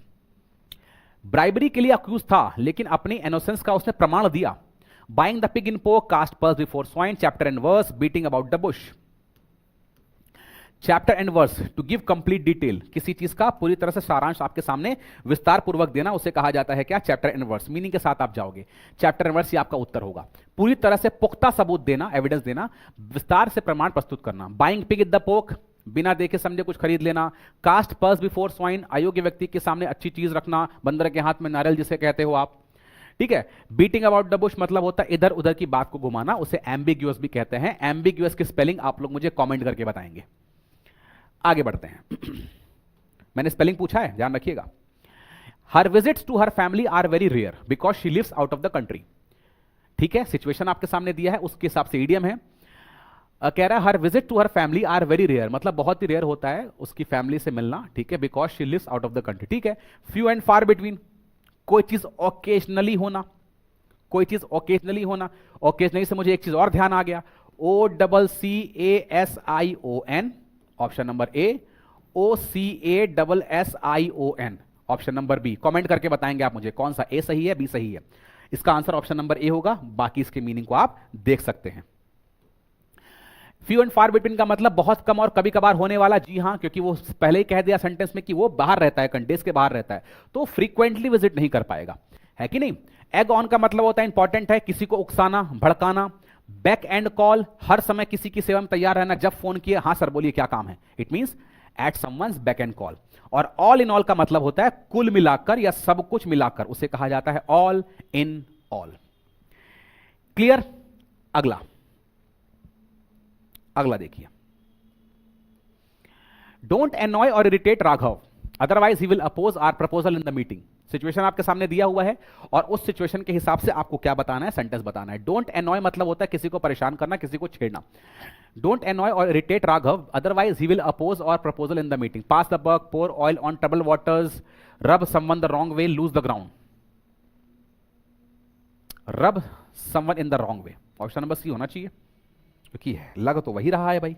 देख लेते हैं, एकदम सही, एकदम सही, आई एम राइट। देखिए लिखा हुआ है, जो फर्स्ट में लिखा है ना, ये आंसर है। रब समवन द रॉन्ग वे मतलब किसी को नाराज या चिढ़ा देना। सेंटेंस ही कह रहा है कि बार बार उसे एनॉय इरिटेट कर रहा है, इससे इरिटेट और एनॉय नहीं करना है, सेंटेंस में लिखा हुआ है। पास द बक, बाकी का मीनिंग देख लेंगे। जिम्मेदार दूसरों पर, जिम्मेदारी दूसरों पर डालना। पोर ऑयल ऑन ट्रबल्ड वाटर्स मतलब झगड़े को शांत करना। लूज द ग्राउंड मतलब होता है अपनी स्थिति को पकड़ या खो देना, उसे कहा जाता है लूज ग्राउंड। अगला देखेंगे आप लोग, doing things in a Hari does not give fruitful result. जल्दबाजी में अगर कोई आप काम करते हैं तो आपको मतलब उसका जो रिजल्ट मिलना चाहिए उस प्रकार से नहीं मिलता है, ये कह रहा है। Nothing succeeds like success, still waters run deep, haste is waste. Haste is waste, haste is waste. Haste is waste का मतलब होता है जल्दबाजी में किया गया काम अक्सर खराब होता है, जल्दी करने से नुकसान होता है। सही बात है, जल्दबाजी में करेंगे नुकसान तो होगा भाई। नथिंग सक्सीड्स लाइक सक्सेस, सफलता से ही सफलता मिलती है। अच्छा, सही बात है, सफलता से ही सफलता मिलती है। स्टिल वाटर्स रन डीप, शांत व्यक्ति के अंदर गहराई होती है। बिल्कुल, जो व्यक्ति शांत है इसका मतलब ये नहीं कि कुछ नहीं जानता है, गहराई है उसके अंदर, ठीक है। हर समय बड़बड़ और बोलते ही रहना चाहिए। Wisdom is too high for a fool, मूर्ख व्यक्ति के लिए ज्ञान समझना कठिन होता है। उफ, ये ईडियम। चलिए, we should be together to fight any danger, otherwise separately we won't be able to fight। आपको इडियम बताना है किस चीज का, we should be together to fight any danger, हमें साथ रहना चाहिए किसी भी डेंजर के लिए, otherwise separately we won't be able to fight, अलग अलग हम नहीं लड़ सकते। nothing ventured nothing gained, a full pursuit makes the mouth speak, united we stand divided we fall, ये उत्तर रहेगा। सेंटेंस सिचुएशन ही कह रहा है, ये देखिए सिचुएशन ही आपसे कह रहा है। यूनाइटेड वी स्टैंड मतलब एकता में शक्ति है, अलग होकर हम कमजोर हो जाते हैं। तो बाकी का मीनिंग आप देख लेंगे, आपके सामने गिवन है, ठीक है। आगे बढ़ते हैं। The recent strike off the employees left the factory and it's machinery in disorder, something which is out of gear stop working. The recent strike off the employees, कह ही रहा है ना, जो स्ट्राइक अभी एम्प्लॉय का हुआ फैक्ट्री में, क्या हुआ, मशीनरी को सारा चीज डिसऑर्डर मतलब अस्त व्यस्त हो गया, उसे कहा जाता है क्या, उसे कहा जाता है आउट ऑफ गियर। मतलब कोई चीज ऐसी है जो सही से काम नहीं कर रही, उसे कहते हैं out of gear. Out of gear का आपका उत्तर होगा अव्यवस्थित या ठीक से काम ना करने की स्थिति, बाकी का मीनिंग आप देख लेंगे। Need of the hour, pin money, lock and key, ताला लगाकर सुरक्षित रखना किस चीज को। पिन मनी मतलब छोटे मोटे खर्च के लिए पैसे होते हैं, और नीड ऑफ द आर मतलब समय की आवश्यकता। जैसे कि ये ईडियम मैं आपके लिए अगर लेकर के आया हूं तो ये समय की नीड है, ये नीड ऑफ द आर है कि नहीं। The manager was punished for his negligence in work, bring to book, bring to book, यही होगा आंसर। मतलब आपने जो अनदेखी करी है काम के लिए, उसके लिए आपको पनिशमेंट दिया गया है। It means bring to book. अगर ब्रिंग टू बुक किया जा रहा है किसी को, तो किसी को उसके गलती के लिए, किसी को उसकी गलती के लिए सजा दी जा रही है। देखिए, ब्रिंग टू बुक मतलब किसी को उसके गलत काम के लिए सजा देना। बिग डिफायंस, खुलकर विरोध करना। बर्न वंस बोट, पीछे हटने का रास्ता बंद कर देना। और बोल्ट फ्रॉम द ब्लू मतलब होता है अचानक और अप्रत्याशित घटना ऐसी हो जाए, उसे कहते हैं बोल्ट फ्रॉम द ब्लू। अगला, I was very excited about my new assignment. I sent the email without the required attachment. अच्छा, सिचुएशन आपको बताना है। और ईडियम कह रहा है कि मैं बहुत ज्यादा एक्साइटेड था अपने न्यू असाइनमेंट के लिए। I sent the email without the required attachment, मतलब इतना ज्यादा एक्साइटमेंट था कि मैंने ईमेल दे दिया, जो जरूरत की अटैचमेंट थी उसको बिना दिए। Shook a leg as swift as eagle, jumped the gun, tasted the water, jumped the gun. जम द गन की मैं बात करूं, जो सिचुएशन आपसे कह रहा है ना, उस सिचुएशन के हिसाब से जम द गन ही होना चाहिए। जम द गन का मतलब पता है क्या होता है? जम द गन मतलब होता है कि कोई ऐसी चीज बिना सोचे समझे जल्दबाजी में काम कर देना। ठीक है भाई, खुश हैं आप? पहले ये तो देखिए कि क्या चीज वो मांग रहा है, तब तो आप आंसर करिए, है कि नहीं। जैसे अक्सर लोग गलती एग्जाम में करके आते हैं और कहते हैं अरे सर ये गलती हो गया मुझसे, बनता रहा, मतलब सिली मिस्टेक्स आपने किया। तो जम द गन का मतलब होता है कोई चीज जल्दबाजी में करना। शेक द लेग, बाकी देख लेंगे, जल्दी करना। एज स्विफ्ट एज ईगल, बहुत तेज होना। और टेस्ट द वाटर्स मतलब होता है पहले परखना, स्थिति को समझने की कोशिश करना। पहले जांच करें, उसके बाद विश्वास करें, है कि नहीं। Select the most appropriate meaning of the given idiom. Idiom दिया है और 4 सेंटेंस दिए हैं। डाई अ डॉग डेथ मतलब होता है शेमफुल डेथ, मरना, ऐसी कुछ होता है। हाँ, यही होता है। Old businessman died in peace, after died in peace तो नहीं होता, शांति से नहीं। A poor vegetable died in an unfortunate accident, the doctor who used illegal method to conduct experiments for humans must die a shameful death. Option number C, ये नहीं होगा, ये नहीं होगा। कह रहा है डॉक्टर जो इलीगल मेथड यूज करता था एक्सपेरिमेंट ह्यूमन पे करने के लिए, उसको शेमफुल डेथ होना चाहिए, क्योंकि डाई अ डॉग डेथ का मतलब ही होता है कोई ऐसा व्यक्ति जो शेमफुल, मतलब ऐसा व्यक्ति जो अपमानजनक या शर्मनाक मृत्यु करे, उसे कहा जाता है क्या? ऑप्शन नंबर सी आंसर होगा, शर्मनाक मृत्यु, डाई अ डॉग डेथ। अगला करेंगे आप लोग। Let the bully have a taste of his own medicine. अच्छा, आपसे पूछा है a taste of his own medicine, इसका meaning a dangerous person pretending harmless, a result that is still unclear and can go either. When you are mistreated the same way you mistreat others, when you are mistreated the same way you mistreat others, a visual representation, यही होगा option number C. A taste of his own medicine, आप ऐसा भी कह सकते हैं tit for tat, जैसे को तैसा। A taste of his medicine, option number C answer है इसका। जैसा व्यवहार तुम दूसरों के साथ करते हो वैसा ही तुम्हारे साथ होना चाहिए, है कि नहीं, उसे कहा जाता है taste of his own medicine. आगे देखेंगे आप। The great director Satyajit Ray, after receiving the honorary academic award from Audrey Hepburn, dash in his Kolkata home, receive करने के बाद वो क्या हो गए? Breathe his last, nip in the bud, keep the ball rolling, dug the grave, breathe last, मतलब वो सत्यजीत रे जी जो हैं वो अवार्ड रिसीव करने के बाद उनका देहांत हो गया, उनका निधन हो गया, ये कहना चाह रहा है वाक्य में। आपके बाकी के मीडियम की मीनिंग देख लेंगे आप। ब्रेथ हिज लास्ट मतलब अंतिम सांस ली, मृत्यु हो गई उनकी। निप इन द बड मतलब होता है किसी को शुरू में ही खत्म कर देना। कीप द बॉल रोलिंग मतलब काम को लगातार जारी रखना, कोई छुट्टी नहीं होना। और डग द ग्रेव का मतलब होता है अपनी ही बर्बादी का कारण बनना। चलिए अगला देखेंगे आप लोग। One has to be persistent in studies if he और she wants to get his dream job. सही बात है, परसिस्टेंट मतलब होता है लगे रहना। Success will remain unattainable if one studies, success attain नहीं कर सकते आप अगर क्या? Root and branch, by fits and starts, in ups and downs, by fits and start, मतलब कोई ऐसी पढ़ाई अगर आप क्या करोगे? फिट्स एंड स्टार्ट करोगे, मतलब अगर पढ़ाई को आप रुक रुक कर करोगे। बाय फिट्स एंड स्टार्ट का मतलब होता है कि अनियमित तरीके से अगर आप पढ़ाई करोगे तो सीधी सी बात है भाई सक्सेसफुल कैसे होगे? तो ये भी नहीं होगा, ये भी नहीं होगा, ये भी नहीं होगा। आप बाकी की मीनिंग देख लेंगे। द 3 R's, RRR देखिए मूवी आपने, पढ़ना लिखना और गणित, बेसिक शिक्षा उसे कहा जाता है द 3 R's। क्लियर? कोई मूवी का नाम नहीं है यहां पे। चलिए आगे बढ़ते हैं।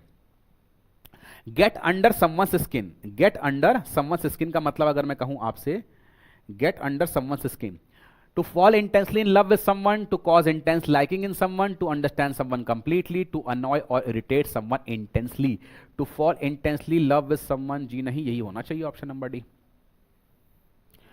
To get under someone's skin की अगर बात की जाए तो उसे कहा जाता है क्या?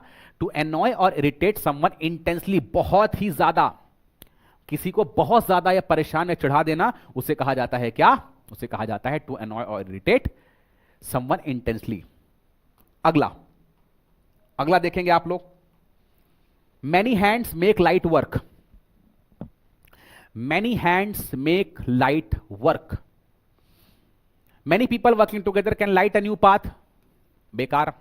Many people helping can help accomplish a task quickly, जी हां। Many people working together can make work non serious. Workers light up the work they undertake, option number B. मतलब क्या सर? मतलब ये होता है कि अगर कोई व्यक्ति किसी काम में, कई व्यक्ति लग जाते हैं तो वो काम को आप जल्दी एकम्प्लिश कर लेते हैं और जल्दी ही उस काम को आसानी से मिलकर किया जा सकता है, उसे कहा जाता है, ऑप्शन नंबर बी इसका करेक्ट आंसर है, जो कि आप लोगों ने देखा। अगला फटाफट से करते हैं भाई।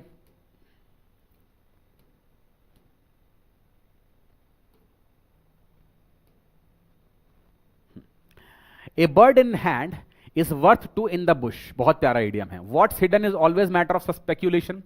What we have is always more valuable than what we have a chance of getting. A gift is always better kept too close. What can happen is always better than what has happened. What can happen is always better than what cannot happen. ठीक है, इसका मतलब होता है, अगर मैं कहूं आपसे, a bird is in hand is worth two in the bush, जो हमारे पास है वह उस चीज से ज्यादा मूल्यवान है जो सिर्फ मिलने की संभावना है। मतलब इसका सिंपल सी बात यह है कि हमारे पास जो है उसकी आप वैल्यू नहीं कर रहे हो, जो मिलने वाला है या मिल सकता है या नहीं मिल सकता है, जो भी आप उसको कर रहे हो उसकी वैल्यू कर रहे हो, जो है उसकी कदर आप नहीं कर रहे हो। फॉर ग्रांटेड लेना जिसे कहा जाता है, घर की मुर्गी दाल बराबर, आप ऐसा भी इसे कह सकते हैं। ठीक है, चलिए आगे बढ़ते हैं। Make heavy weather, cloud seeding करना, एयर को पॉल्यूट करना, उल जलूल से लिखा हुआ है। To complain about wet and rainy conditions, unnecessarily create difficulty in dealing with task, option number D.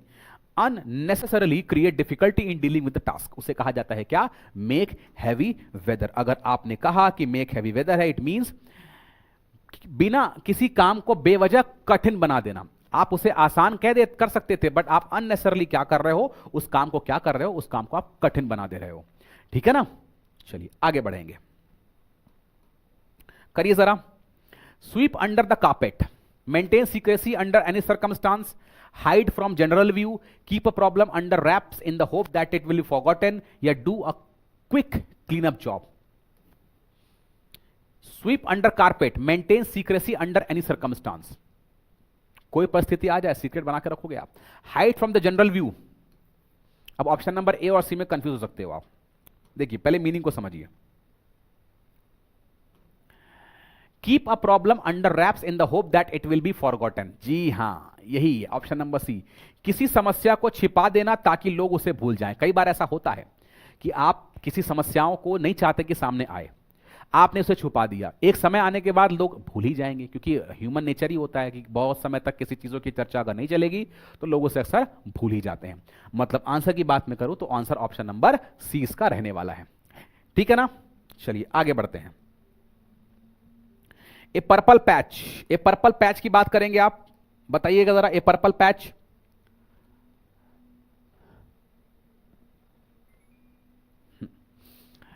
a beautiful valley of flowers, a beautiful valley of flowers, the final bloom of the season, a great run of luck or success or form, a bodily discoloration related to heredity, नहीं, option number A. A great run of luck और success और form, मतलब क्या sir? मतलब अगर मैंने कहा है ग्रेट पैच, इसका मतलब यह है a great run of luck, लगातार सफलता और अच्छा समय चलना, उसे कहा जाता है क्या? उसे कहा जाता है क्या? अभी तो देखा क्या कहा जाता है भाई। ए पर्पल पैच, हाँ पर्पल पैच का मतलब होता है लगातार आपके पास सफलता आ रही है और आपका अच्छा समय चल रहा है कि नहीं? उसे कहा जाता है क्या? उसे कहा जाता है ग्रेट पैच। चलिए आगे देखेंगे आप लोग। पुट आउट टू पास्चर, अच्छा इडियम है। To retire or render redundant, to feed someone, to diminish importance, to incubate. Put out to pasture, चलिए पुट आउट टू पास्चर की बात अगर करें तो कहां गया भाई पुट आउट टू पास्चर, ये रहा। पुट आउट टू पास्चर कहने का मतलब यह होता है, अगर आपने कहा put out to pasture, it means किसी को सेवानिवृत्ति कर देना या उसी चीज को बेकार कर दिया आपने। Put out to pasture, to retire or render redundant, मतलब आपने नौकरी करी, नौकरी करने के बाद आपकी रिटायरमेंट हो गई, अब आप किसी काम लायक नहीं इस डिपार्टमेंट के, मतलब आपको क्या कर दिया गया, आपको रिटायर कर दिया गया। उसे कहा जाता है क्या, उसे कहा जाता है what, put out to pasture, है कि नहीं। आगे बढ़ते हैं, करेंगे आप लोग आगे। क्या कह रहा है भाई, fortune favours the brave, smart people know that fortune is often arbitrary, ठीक है। Courageous people do not depend on good fortune, सही बात है। Courageous actions are often rewarded amply, amply मतलब होता है प्रचुर मात्रा में होना। Fortune is erratic and has nothing to do with courage, ये तो बिना मतलब का ऑप्शन है, option number B. Courageous people, जो बहादुर लोग होते हैं, वो डिपेंड नहीं करते कि अच्छा किस्मत कब आएगा, वो समय के अकॉर्डिंगली काम करते हैं, मेहनत करते हैं, ठीक है ना। देखिए मीनिंग भी यही है, आप देख पा रहे हैं। Courageous actions are often rewarded amply, गलत कर दिया क्या मैंने, साहसी लोग को भाग्य के साथ देता है, बहादुरों को सफलता मिलती। अच्छा ऐसा है क्या, मैंने गलत मार्क कर दिया भाई। माफ करिएगा, ऑप्शन नंबर सी होगा। करेजियस एक्शंस आर ऑफन, सही बात है, आपने जो करेजियस एक्शन किया है, अच्छा सवाल था, मैं ही फंस गया भाई, कोई बात नहीं। Courageous actions are often reward amply, मतलब एम्पली का मतलब होता है प्रचुर मात्रा में। एम्पली किससे बना, एम्पल से बना है। एम्पल का मतलब क्या होता है, एम्पल मतलब कुछ प्रचुरता में होना। एडजेक्टिव से क्या बन गया, एडवर्ब बन गया। तो आप सही कर लेंगे इसे, ऑप्शन नंबर सी इसका करेक्ट आंसर होगा। Courageous people do not depend on good Fortune, ये गलत है, ऑप्शन नंबर सी, ठीक है। चलिए आगे बढ़ते हैं।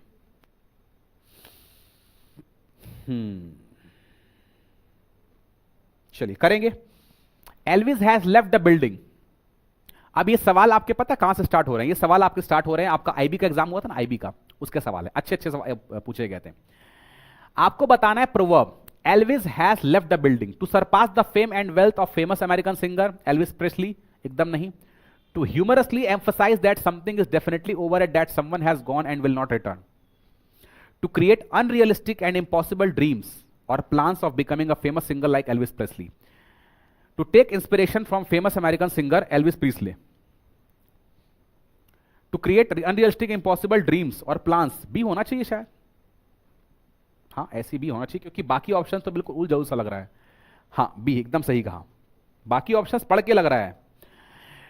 अगर आपने कहा Elvis has left the building, मतलब मजाकिया ढंग से बताना कि कोई चीज पूरी तरह खत्म हो चुकी है या कोई व्यक्ति जा चुका है और वापस नहीं आएगा। मजाकिया तरीके से बताना कि अब वो चीज हो चुकी है, अब वो चीज लौट के नहीं आने वाली, उसे कहा जाता है Elvis has left the building. बहुत बढ़िया, तो अच्छा सवाल था, तो ऑप्शन नंबर क्या हो जाएगा, ऑप्शन नंबर 20 का उत्तर हो जाएगा। आगे बढ़ते हैं। ये तो आई थिंक आपको बन जाना चाहिए, क्यों नहीं। Actions speak louder than words, सही बात है। Whatever you do, always try to do it silently. Words are more important than actions. Speaking is easier than acting. What you do is more important than what you say. इसलिए कहा जाता है कि अपने सवाल का जो आपने जो सामने सवाल वाला सवाल किया, उसका जवाब जो आप दे रहे हो वो बोल के नहीं देना है, अपने एक्शंस में दिखाना है कि नहीं। It means what, it means अगर मैं कहूं आपसे what you do is more important than what you say, मतलब ऑप्शन नंबर डी होगा, कर्म शब्दों से ज्यादा महत्वपूर्ण होते हैं, जैसा कि आपको ये बात पता है। अगला, when the cat's away the mice will play. When the cat's away the mice will play. You can't achieve something important without some sacrifices. There is something positive in every negative situation. Too many people trying to manage something can ruin it. People will naturally take advantage of the absence of someone in authority as to do as they like. People will naturally take advantage of the absence of someone. यही होगा option number D.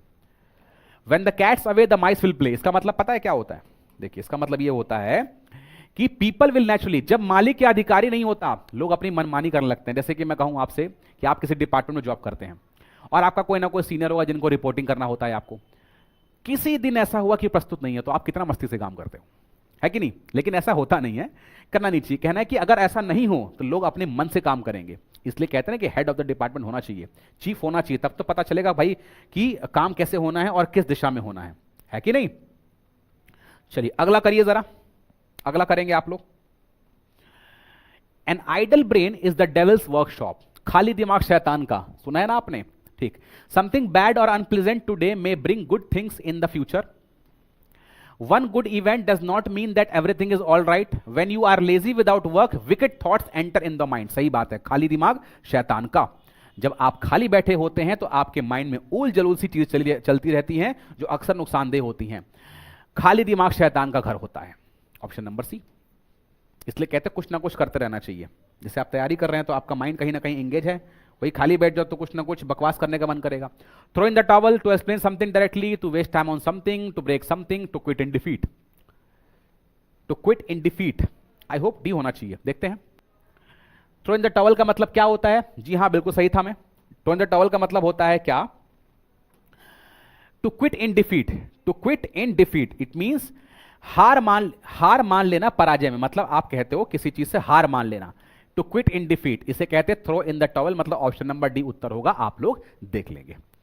Clear है? आगे बढ़ते हैं। चलिए about to and है, ज्यादा नहीं है, थोड़ा सा ये और है।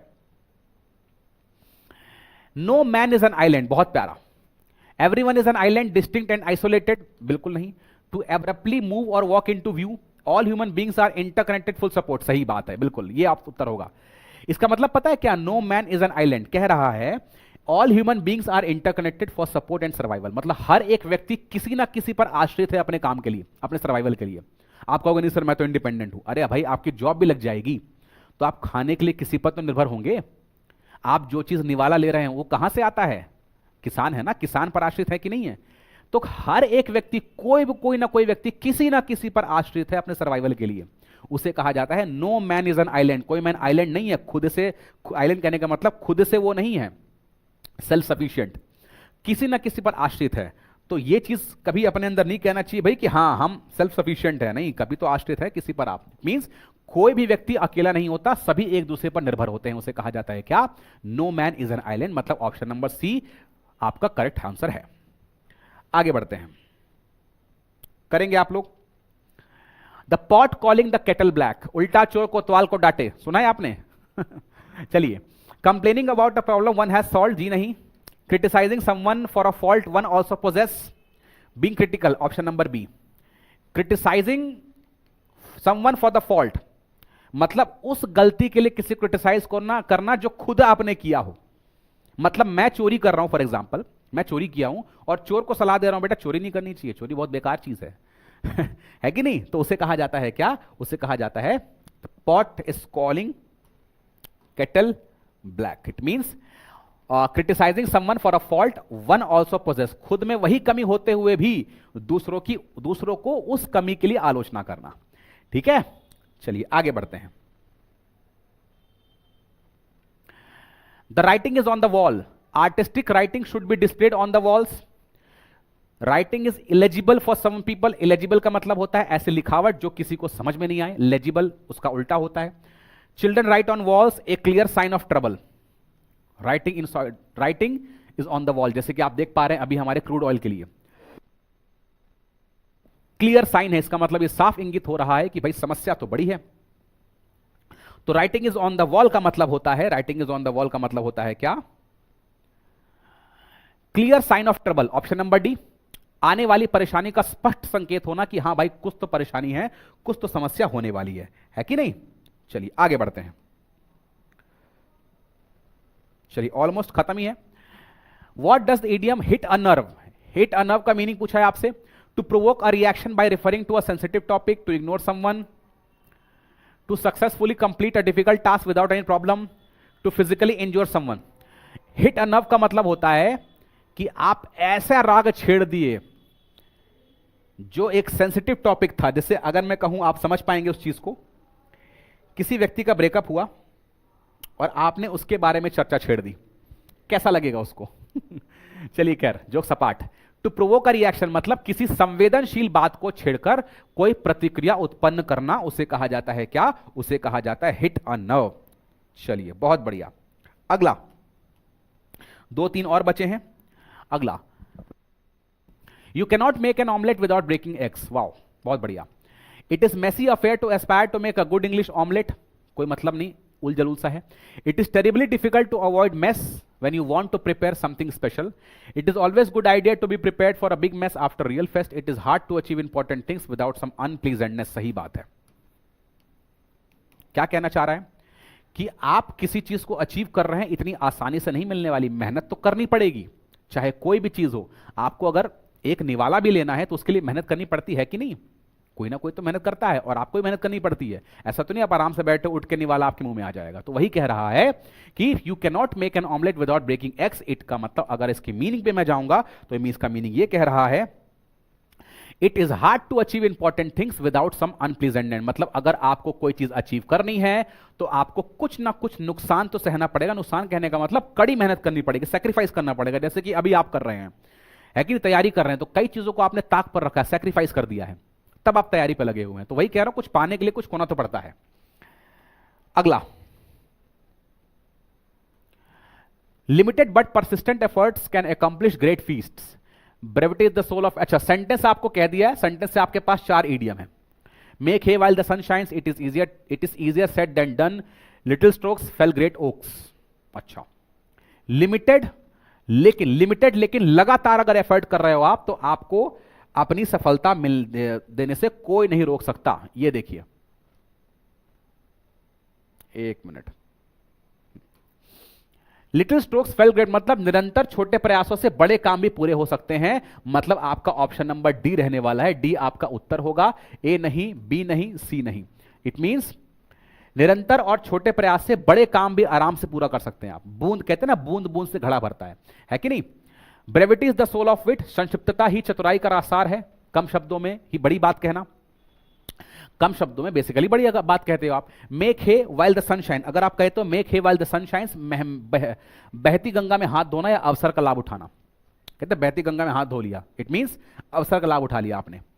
It is easier said than done, कहना आसान होता है पर करना मुश्किल। जब करने पे आप आते तब समझ में आता है कि हाँ, जैसे लोग कह देते हैं ना, अरे यार वो तो बढ़िया दिख रहा है, कितना आराम, बढ़िया मस्त पैसे कमा रहा है, कितना मस्त लाइफ जी रहा है। बट बेटा उसके पहले काफी स्ट्रगल जो हमने देखा नहीं होता ना। हम हमेशा सक्सेस को देखते हैं, लेकिन सक्सेस के पीछे कितनी ज्यादा घिसाई होती है वो बहुत कम लोग देखते हैं। चलिए खैर आगे बढ़ते हैं। जैसे कि आप आज मेहनत कर रहे हैं, दिन रात परिवार से दूर हैं, हर एक चीज का त्याग करके, अपने अच्छी चीजों का त्याग करके आप मेहनत कर रहे हैं एक नौकरी के लिए, एक इंस्पेक्टर बनने के लिए, एक ड्रीम जॉब के लिए। जिस दिन आप बन गए, सब उस बने हुए व्यक्ति को देखेंगे। जो बनता हुआ व्यक्ति, उसको कोई नहीं देखेगा। मेरी बात समझे आप? जो बनता हुआ इंस्पेक्टर है वो कोई नहीं देखेगा, लेकिन जो इंस्पेक्टर बन चुका है वो सब देखते हैं। इसलिए कहा जाता है। खैर, what does the idiom throw a wrench on the works? आपने वर्क पर रेंच फेंक दिया। To successfully fix a problem, to cause a disruption और प्रॉब्लम इन अ प्लान और प्रोसेस। जी हाँ, यही होता है। ये कोई काम चल रहा है, आपने रेंच फेंक दिया, मतलब आपने उस पर बाधा उत्पन्न कर दिया। ठीक है, उसे कहा जाता है क्या? उसे कहा जाता है, कहा गया भाई, हाँ, उसे कहा जाता है टू कॉज डिसरप्शन। मतलब क्या? इसका मतलब होता है किसी योजना या काम में बाधा डालना या गड़बड़ी पैदा करना। उसे कहा जाता है टू कॉज अ डिसरप्शन और प्रॉब्लम इन अ प्लान और प्रोसेस। Throw a wrench. अगला देखेंगे आप लोग। Handsome is as handsome does. अरे वाह, handsome is as handsome does. Character and behaviour are more important. Character and behaviour, हाँ, character and behaviour are more important than appearance. You can't have everything at once, sometimes you have make choice, you have to make choice. Those who start early are more likely to succeed. What someone does is more important than what someone say. बहुत प्यारा। इसका मतलब अगर मैं बात कहूं आपसे, option number ए इसका उत्तर होता। क्या? कैरेक्टर सुंदरता रूप से नहीं बल्कि अच्छे व्यवहार या कर्म से होती है। ध्यान रखिएगा, रूप में कुछ नहीं है। ये रूप, ये फेस कुछ दिन का है, लेकिन आप जो करके जाएंगे अपने और अपने समाज और अपने कम्युनिटी के लिए, वो लोग हमेशा याद रखेंगे, है कि नहीं? जैसा कि हमारे the great Ratan Tata ji, the great mister APJ Abdul Kalam ji, तो वो लोग उस चीज को याद रखते हैं। Character and behaviour are more important than appearance. ये सलाह आप लोगों के लिए भी है, ध्यान रखिएगा। अगला, तो इसका आंसर ऑप्शन नंबर ए हो जाएगा। अब बढ़ते हैं हम लोग आगे। आई थिंक ये शायद आपका लास्ट होगा, ऑलमोस्ट ये लास्ट ही है शायद। करिए जरा, एक दो आपके और बचे हैं, चलिए एक दो और हैं, ठीक। You scratch my back, I scratch yours, helping others leads to trouble, mutual assistance benefits both parties, mutual assistance benefit both parties, do something that helps someone else, back scratching feels good, option number B. इसका मतलब क्या है? Mutual assistance कहने का मतलब है कि आप मिलजुल कर काम करेंगे, म्यूचुअल असिस्टेंस करेंगे तो बेनिफिट दोनों पार्टी को बेनिफिट करेगा, आपसी मदद से दोनों का फायदा होता है, उसे कहा जाता है क्या? आपसी मदद से दोनों का फायदा होना। Mutual assistance benefit both parties, मतलब दोनों ही पार्टी को मदद करेगा। कौन सा? म्यूचुअल असिस्टेंट, ठीक है ना।